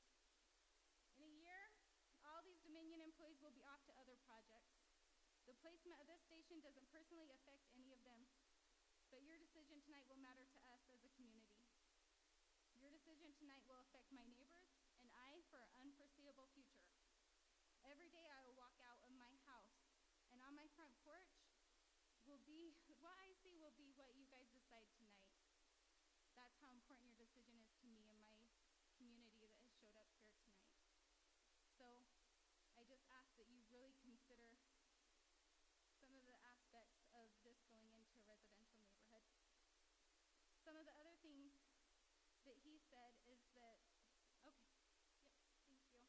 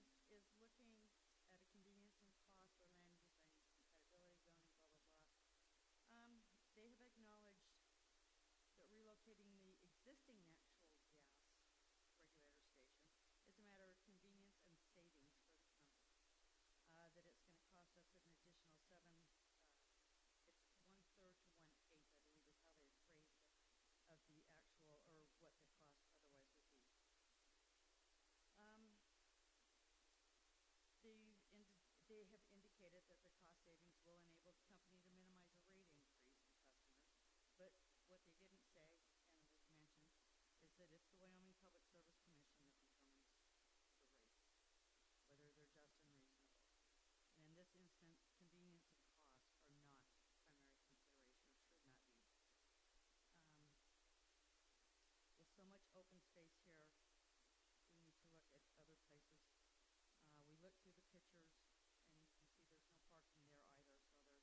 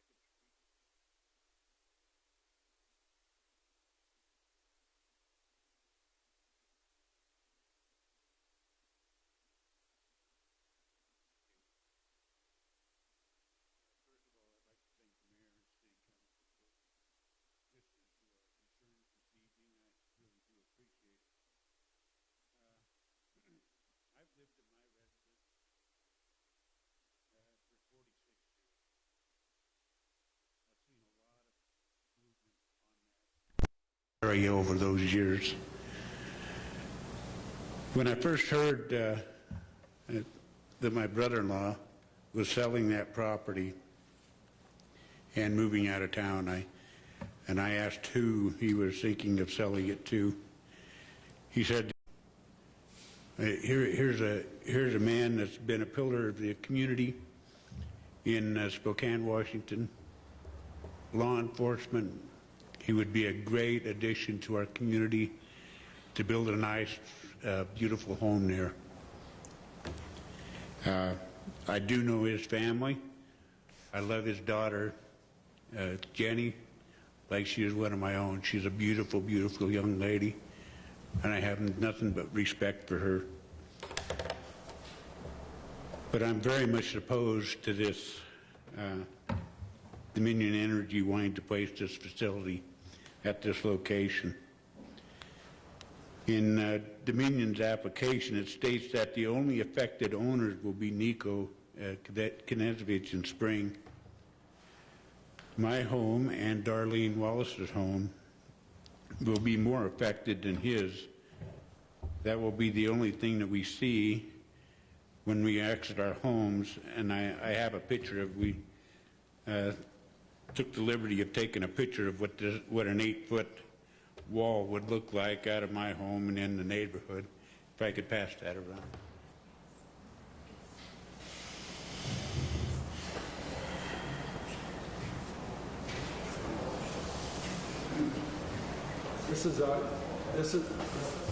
This is out your front door?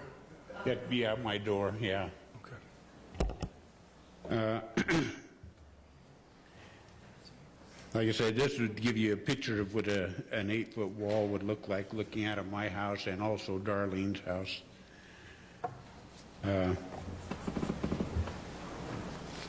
This fence would also prevent any type of neighborhood watch, where we could be diligent and watch for our neighbors, any type of vandalism that might go on. This would greatly increase the chances of accidents of both vehicle and pedestrians when exiting the alley. I'm sure it would reduce our property values and also resale values of our home. And I'm sure, but I'm not positive, that my homeowner's homeowner's insurance would also increase with this facility. I also believe that this facility would actually attract vandalism rather than deter it. And being in an alley where we both live, myself and Darlene, to have an 8-foot wall with no light would be just an attractant to any type of vandalism that might come through to both the Dominion property and mine and Darlene's property, meaning also homes and vehicles. Now, I would be naive to think that this lot would be sold to someone who wants to build a home. They could build a nice home with a double garage and a 6-foot fence that would obstruct my view. But at least they would be neighbors. And they would bring more value to my area than decrease it. That's all I've got. Thank you. Any questions? Any questions for Mark? Any members of the council have any questions? Thank you.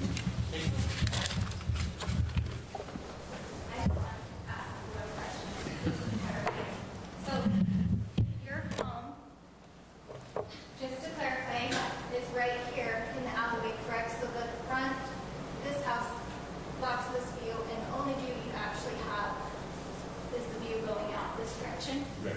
And then this is Darlene's little house right here? Yeah. Okay. And do you have a picture of what your view looks like right now? Looking out? Let's see that smaller picture. Yeah, this is the view of right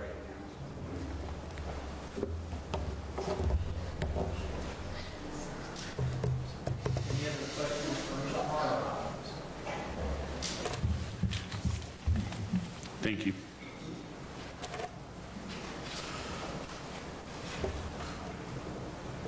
The only question would have been, what would have the view been with a shop and a 6-foot fence?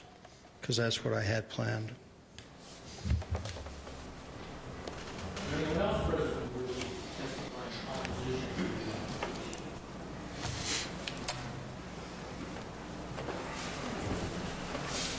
Hi, my name's Darlene Wallace, and I live at 328 2nd Street. Darlene.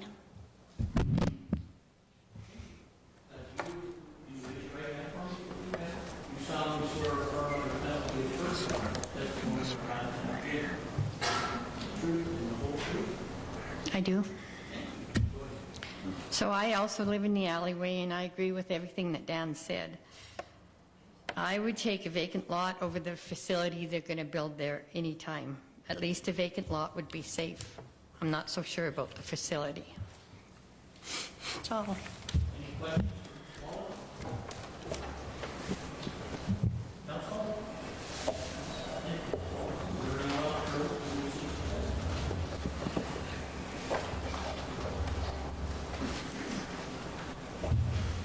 Sean Saban, 208 Center Street.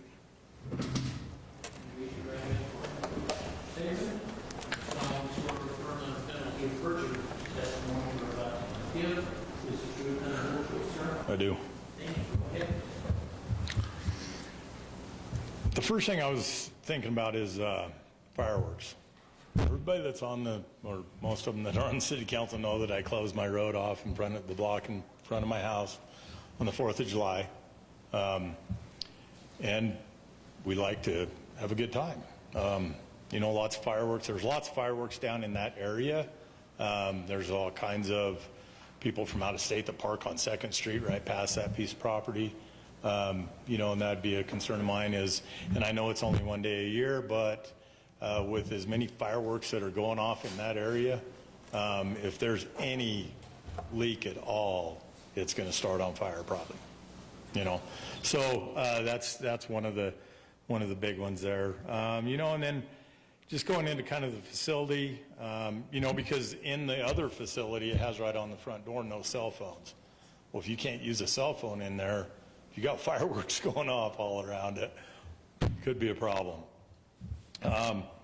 You know, and then with the kids, Tim with Tom's HVAC said that there was kids that were over in the fenced-in area, and then trying to break into that building that he has.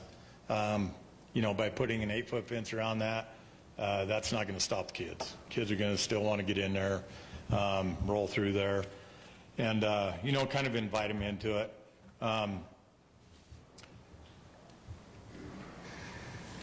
You know, they were talking about Dominion just putting gravel in that lot and then plowing it every year. Anybody that's ever plowed a gravel lot knows that gravel is going to follow the snow. And where's it going to be? Probably out on the road for a big portion. You know, I mean, so that's kind of a concern too. You know, is all the gravel on the road through the winter months and when the snow melts. You know, and so we need to kind of give that some thought too. You know, another thing that was kind of brought up, well, a little bit was brought up earlier, from January 2023 to June of 2023, Dominion's reported net income was $599 million. With that kind of a net income, moving this facility a few blocks one way or another, I don't think is going to hurt them much. You know, and I don't think that we need to be threatened with higher gas bills, because at the last meeting we were directly threatened with higher gas bills if we moved this facility anywhere else. And you know, the talk of the home values. You know, when I walk out my front door, I walk right directly into that piece of property. Is that going to affect my the value of my home? Well, not when the appraiser comes and looks at it, but when I have somebody that they want to come and look at that to buy it, they walk out the front door and they see an 8-foot fence, an industrial lot, that's going to affect the price. Because the price is only going to be as much as somebody will pay for it. You know, it doesn't matter what the appraiser says. If they're not going to walk out and look at that piece of property, if they don't want to look at it, they're not going to pay as much money. So that's a big concern of mine too. It's I think it's a valid concern. I just talked to somebody that built a house out by the hospital that has a big transformer in the front yard. They can't sell the house because of that transformer in the front yard. They haven't been able to. And it's a brand new home. So, you know, that's definitely going to affect the houses in that area. You know, and all of the neighbors that I have talked to are not for this. And I've talked to all my neighbors. The only ones that are for it are the ones that are getting benefits from it.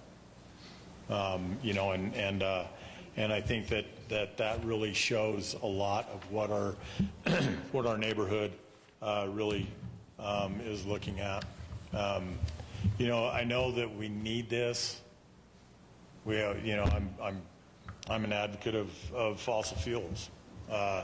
You know, and I know that we need this, but from everything that I've been told from Dominion is that all of the gas lines underneath the city are all intertwined. And like I said earlier, you know, a lot of these facilities are outside of town where there's no buildings, no houses, or very few, I should say, not none, but very few. So I don't understand the problem with moving this a little bit further to where it's not in a neighborhood where, you know, it's outside of the 300-foot mark or whatever it is that you know, that they say it needs to be out of. So with that being said, thank you for listening, and I just don't want to look at it. I do, Mr. Saban. If you just, and I'm just trying to. This is a tough spot. I don't particularly care for it all that much because I have a great respect for everybody in the room, and I don't want to be argumentative. When your first concerns relative to fireworks and security, I guess one question I would have is the concern relative to fireworks. Is that not present currently? I mean, could there not be a leak in the facility that is there now? Yeah, it could be. And that could be an issue for fireworks. And then as far as security goes, with the building that is there now and what is being proposed with the fence, would that not increase the security, or would that resolve some of your concerns as far as security goes with the added fencing and that obviously this particular building currently has none of that? Would that resolve those concerns for you? Not necessarily. Okay. I mean, it's just going to be. I'm just not for it, just because of where it's at. Okay. And like I said, with the way it's been explained to me, you know, moving it just a little bit further isn't going to be a huge detriment to it, because everything's tied together underneath. Everything, all the other regulator stations and everything are all tied together. And if we've got the other ones that are outside of town, you know, mile and a half, whatever, however far they are, why does this one have to be right in the middle of a neighborhood? Okay, thank you. So. Can I ask any other questions from the council? Thank you, Mr. Shaver. Thank you, Mr. Shaver. Is there anyone else further who wishes to testify in opposition? Hi, my name is Kathy Cook, and I live at 912 Main. Raise your right hand, Mr. Cook. Yes. You solemnly swear or affirm under penalty of perjury testimony you are about to give in this proceeding is the truth and the whole truth? Yes. Thank you. What's your name? Okay, my questions are concerning the planning and zoning process. I watched the last 2 videos of the planning and zoning meetings, and not everyone was given the opportunity to provide their opinion, either because they weren't notified or they were restricted and unable to participate in the meeting by the chairwoman and the city attorney, not you, the city attorney's tone and comments such as, "I don't want to be here until midnight," so the meeting was cut short. It doesn't appear to me that the Planning and Zoning Commission is listening to these good people of Evanston. It is not clear if everyone was contacted that lives in the vicinity of this proposed facility, residents of the apartments, businesses, daycare, church, etc. I question the transparency of the planning and zoning process. I would not want this facility close to my home. Because of all the objections that we've heard tonight and the size of this monstrous fence. Instead, a beautiful house or a park would be more appealing for our city. I believe this project should not go forward at this proposed site. Or at a minimum, the process should have been, we could begin this process again to include all of the people that are impacted by this proposed facility. And speaking about the videos that I watched, why is it okay to put an 8-foot fence up at this site with probable security lighting and not a 6-foot fence for a grandmother's yard for the security of her grandchildren was not approved? Also, why is this area considered low density is beyond me. Thank you for listening. Any questions from any members of the council that have any questions? I do. Did you give your address at, what was your address? 912 Main? 912 Main. That's where you live? Yes.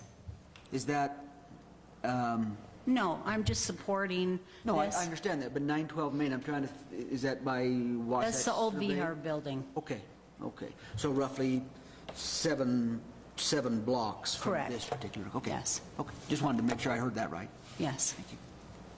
Any other questions from the council? Yeah, I got a question. What was the case that you mentioned just briefly there? Would you say a 4-foot or a 6-foot fence was denied by the planning and zoning? Yes, it was on the first video that I watched, and a grandmother wanted to put a 6-foot fence up on her side yard for the safety of her grandchildren, and it was denied. And what proximity to this facility was there? It's not in proximity to this school. Just according to the ordinance? Yeah, it was just, my question was, why is it okay to put an 8-foot fence up now with, with this facility, but it wasn't for the grandmother that wanted to protect her children, right, her grandchildren? Members of the council, the case she's referring to is a call-up that she's going to address on third. That's the case that she's talking about. Secondly, I need to point out that there were 2 applications sought by the applicant. There was a conditional use permit and there was a height exception for the fence. The height exception for the fence has been tabled by the planning commission. So it has not been considered and is not part of this call. So there has been no determination made as to the height of the fence. That is yet to be made. Okay, I misunderstood. Thank you. That's not before the council. It's the conditional. Any other questions from the council? I have none. Any other person wishes to testify in opposition? Any other person wishes to testify in opposition? Okay, there being none, thank you. Okay, thank you. And Diane, can you please put this in your record?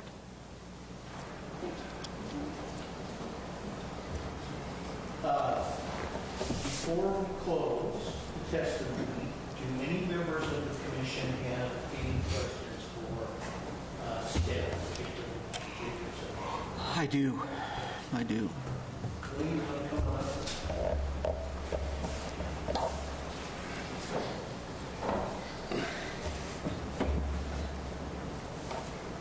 Thank you.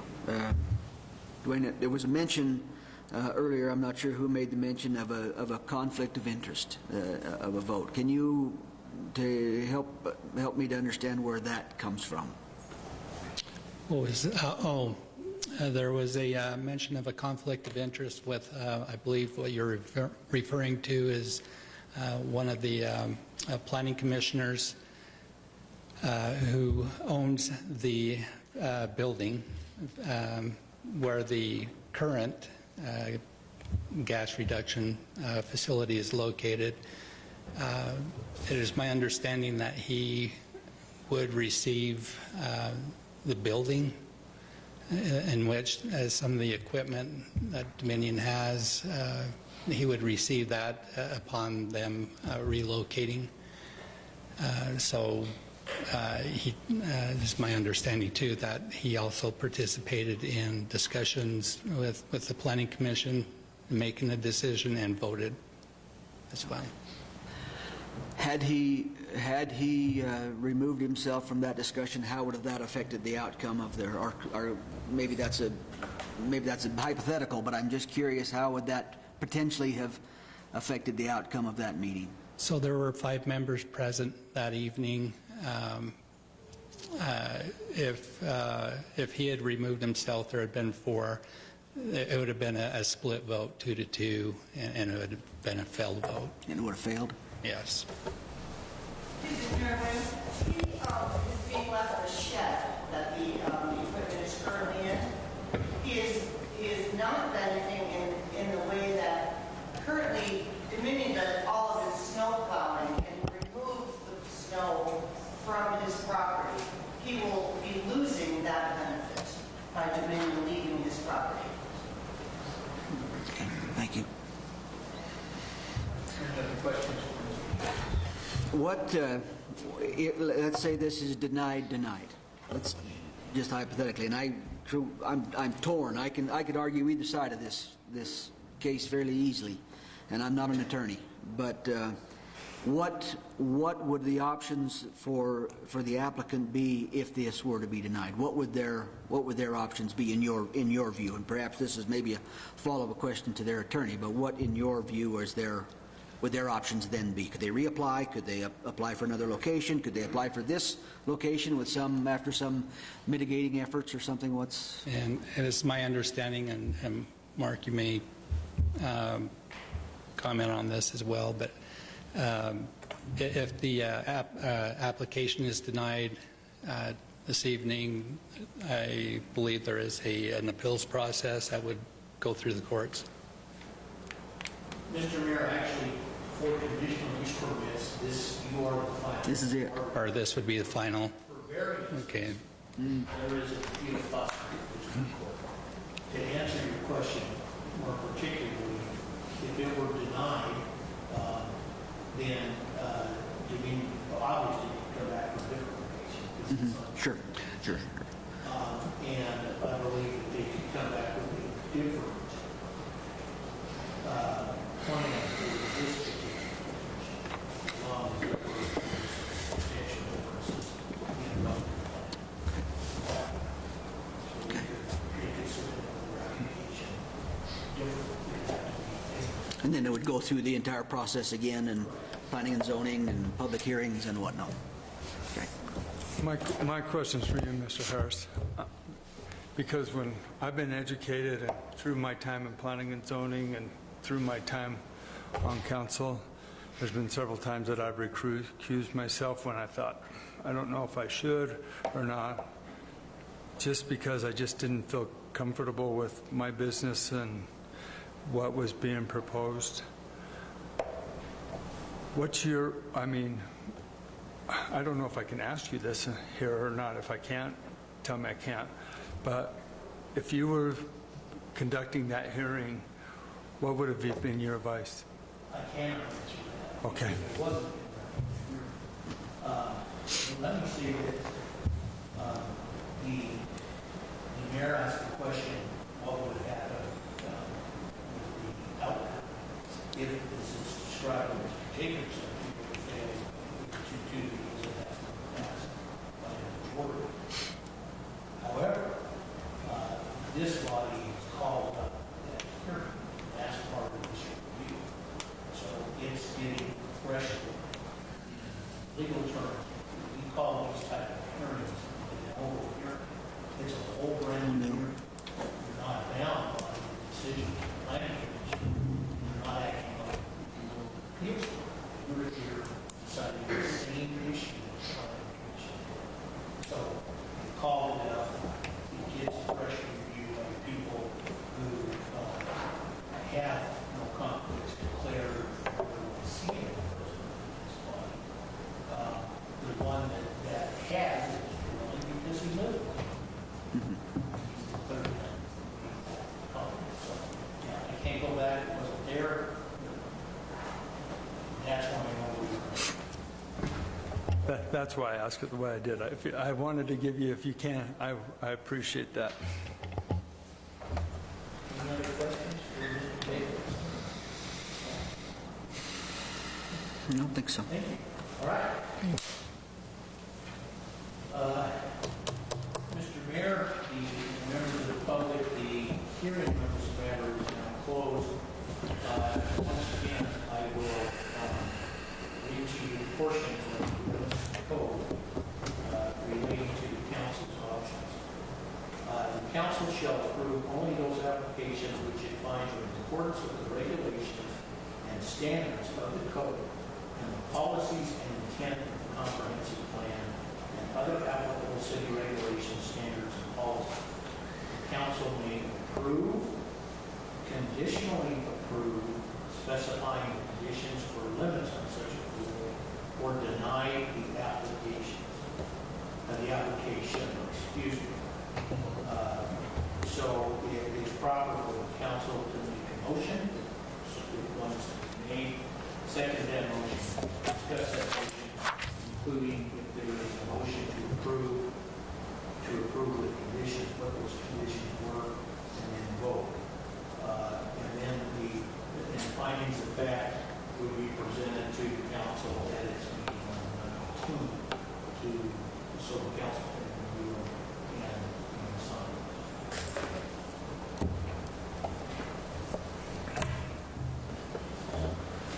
This is a tough spot to be in. For all of us, I assume. I guess we need to put a motion on the table and then we can have discussion. So I'll entertain a motion to, I guess we would have a motion to approve the conditional use permit. Is that the way to do that?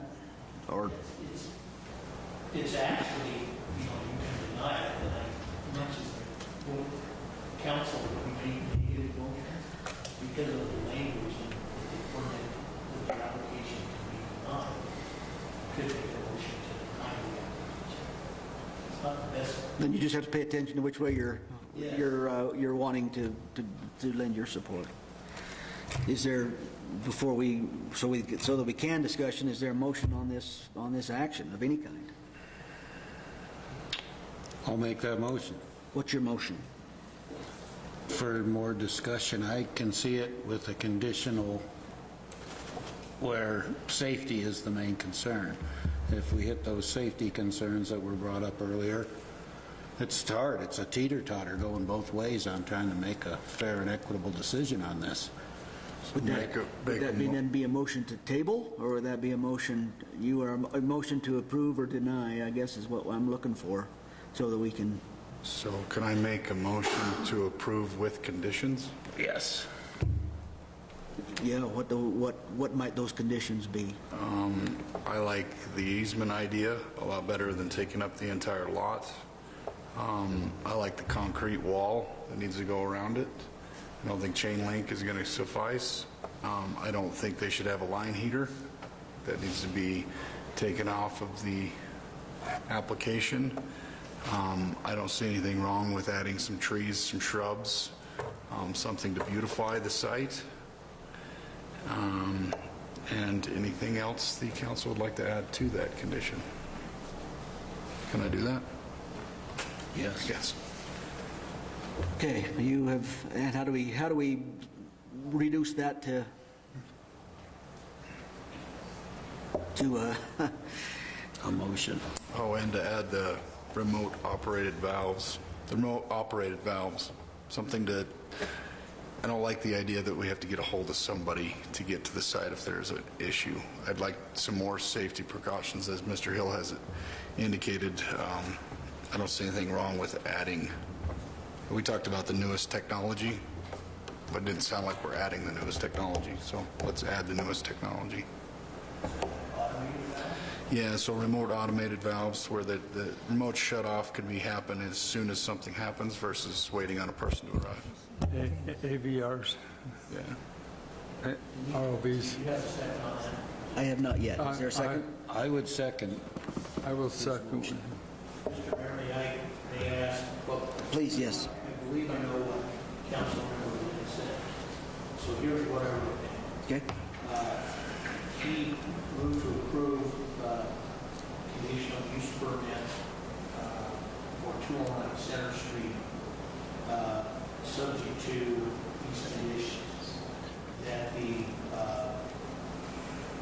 property utilized an easement as presented by the during the hearing, and Mr. Lynn, I have added, that would be 4,582 square feet. That was the testimony. That might have been presented before you came in. I believe it was 4,582. Okay. That it was used by easement, not by ownership. No. That whatever the height is, that the area be secured with a concrete type wall. Yeah. That there be no line heater as part of the permit. Yep. There could be landscaping, which is going to be required. Through city code. And then there be automated valves. Yep. Is that right? Yep. Sounds right to me. Can I clarify some on that motion? Is there a height of that fence that you're? That's to be determined. That would be determined. Okay. Okay. I have a question. With this before us, I can't make another motion, can I? No. You have a motion to And we do have a second. We have a motion and a second. Mr. can, just may. Please. You can attempt to amend the motion. I'd just like to ask one thing. There's this whole laundry list, and this is my thought process. I agree with you, Jesse.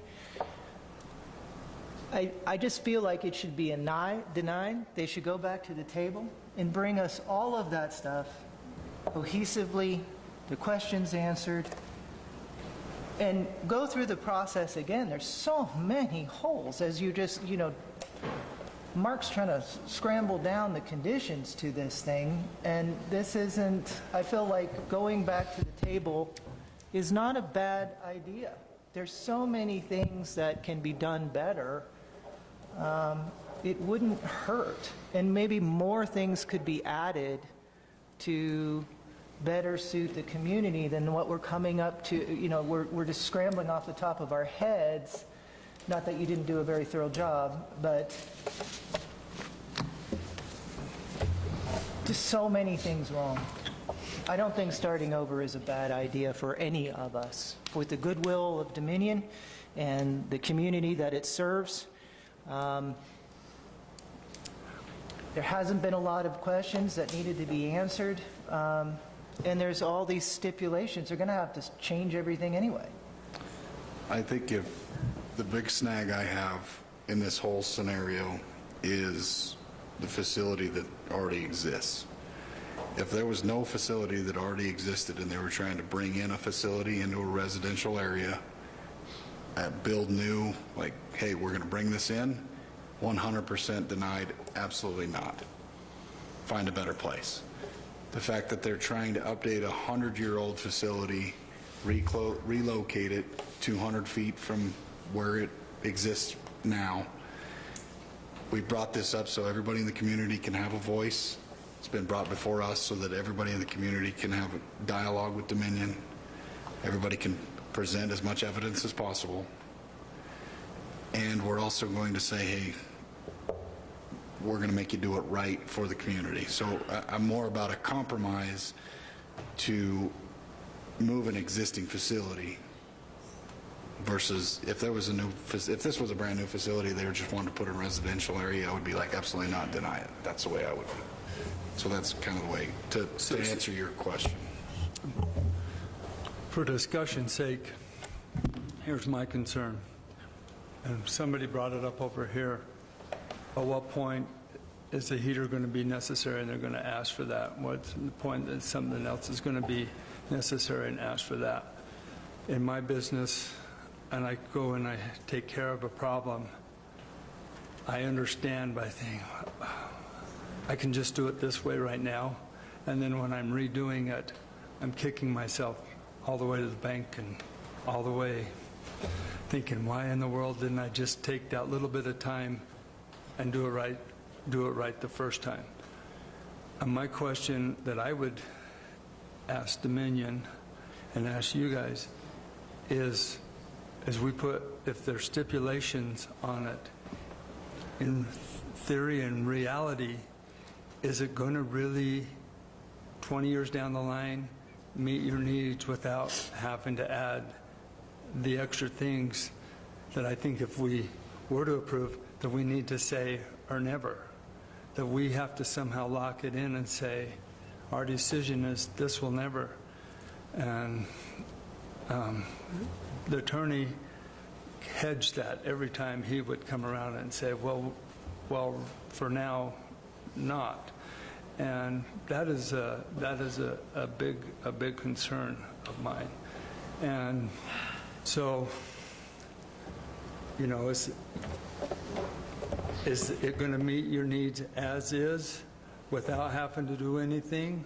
Or are we going to be back and going to planning and zoning and asking for this and asking for that, and then the neighbors going, see, we were let down. And as I'm planning and zoning, one or two opposition people opposing something affected me. I'd usually vote no on a proposal if one or two people were opposed to it. This is so hard because the whole community versus a section of the community that's close. And I'm like, Mayor, I'm really torn. I know people on both sides. I want the best for our community. I want the best for the neighborhood. And my concern is, being on planning and zoning for 9 years, I saw things happen that people come back and say, oh, I can get by with this, and they would come back and they would want more. And I worry about that. As part of this discussion, a question, Mr. Harris, we talk about Jesse's motion that's on the table and the things that they included. If it could, as we talk about this particular application, could the applicant bring a new application that included all of those things? Would that be a substantially different enough application to be considered again, so to speak? Mr. Mayor, I think that in regard to these conditions, I'm just going to address the conditions that Mr. Lynn, Councilmember Lynn, included in his motion. The easement, the wall, concrete wall, the no line heater, the landscaping, and the automated valves. Once the council makes a decision on those, and if they are a condition, if the permit were to be approved with those conditions, those are the conditions that the applicant would have to live with. Now, in the future, could the applicant seek a line heater? Yes, because that would be permitted under the code. But they'd have to do that with the future application. That'd be a whole new application? Yes. A whole new application. Okay. Did I answer your question? Yes, it does. I guess anything that If they were, as to what Mr. Sellers said, if they wanted to come in and change or add or modify, it would still have to come through an application process, correct? It would have to come through. Mr. Mayor, Councilmember Lynn, that is correct. I guess. But there's no way that they can, there's no way we can make that permanent, that they don't have that opportunity. If it was that we could make it permanent, it would help me. Well, it would be permanent as far as would always be required to have an application. It wouldn't be anything that they would be able to do. They can still do an application. They can still apply. I don't think they could ever, well, that would never override our decision, but they would never be able to move forward on anything that way without that application, without that process. Is that correct? Mr. Mayor, that's correct. And Councilmember Sellers, the council, under the code, has no ability to foreclose any applicant from a future permitted use. So you can't say you can't come back in and ask for it. I understand that, and that's what I'm saying. That I'm exactly saying what you are, is that by code, by law, we do not have the way to say you can never do this. And I think that's a big part of the neighbors' concern, is that 2 years down the line, 5 years down the line, that they say, oh, we really need the heater for this to function fully. And that was my comments towards Dominion is to look, if you're going to want these things, find a spot that you can just do it now and not recreate the wheel later.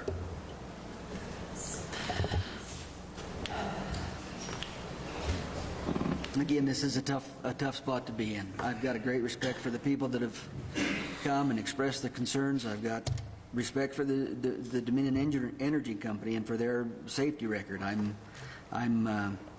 I do put some credence in the idea that this facility was constructed and the community in essence grew around it, and it's something that we as a community, although none of us here, I don't believe anyway, are old enough to have been involved in any of that, but that's what it looks logistically to me, is that this facility was constructed and we grew around it. I guess in my mind that's evidence that it didn't hinder growth, because people live around. No, you can't. And so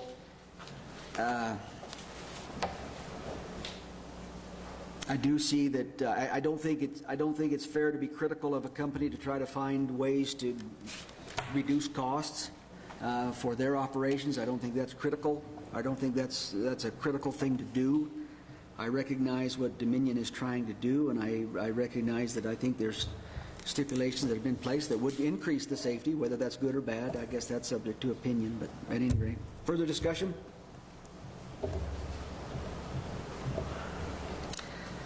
I guess if a positive vote here would approve the permit as it's been amended, and a negative vote would deny it. So if there's no further discussion, I'll call for the question. All in favor say aye. Aye. Aye. Aye. Are there any opposed? Aye. Aye. Got 3-2. And I'm sorry for anybody that's disappointed, but I think that's probably the best decision for us.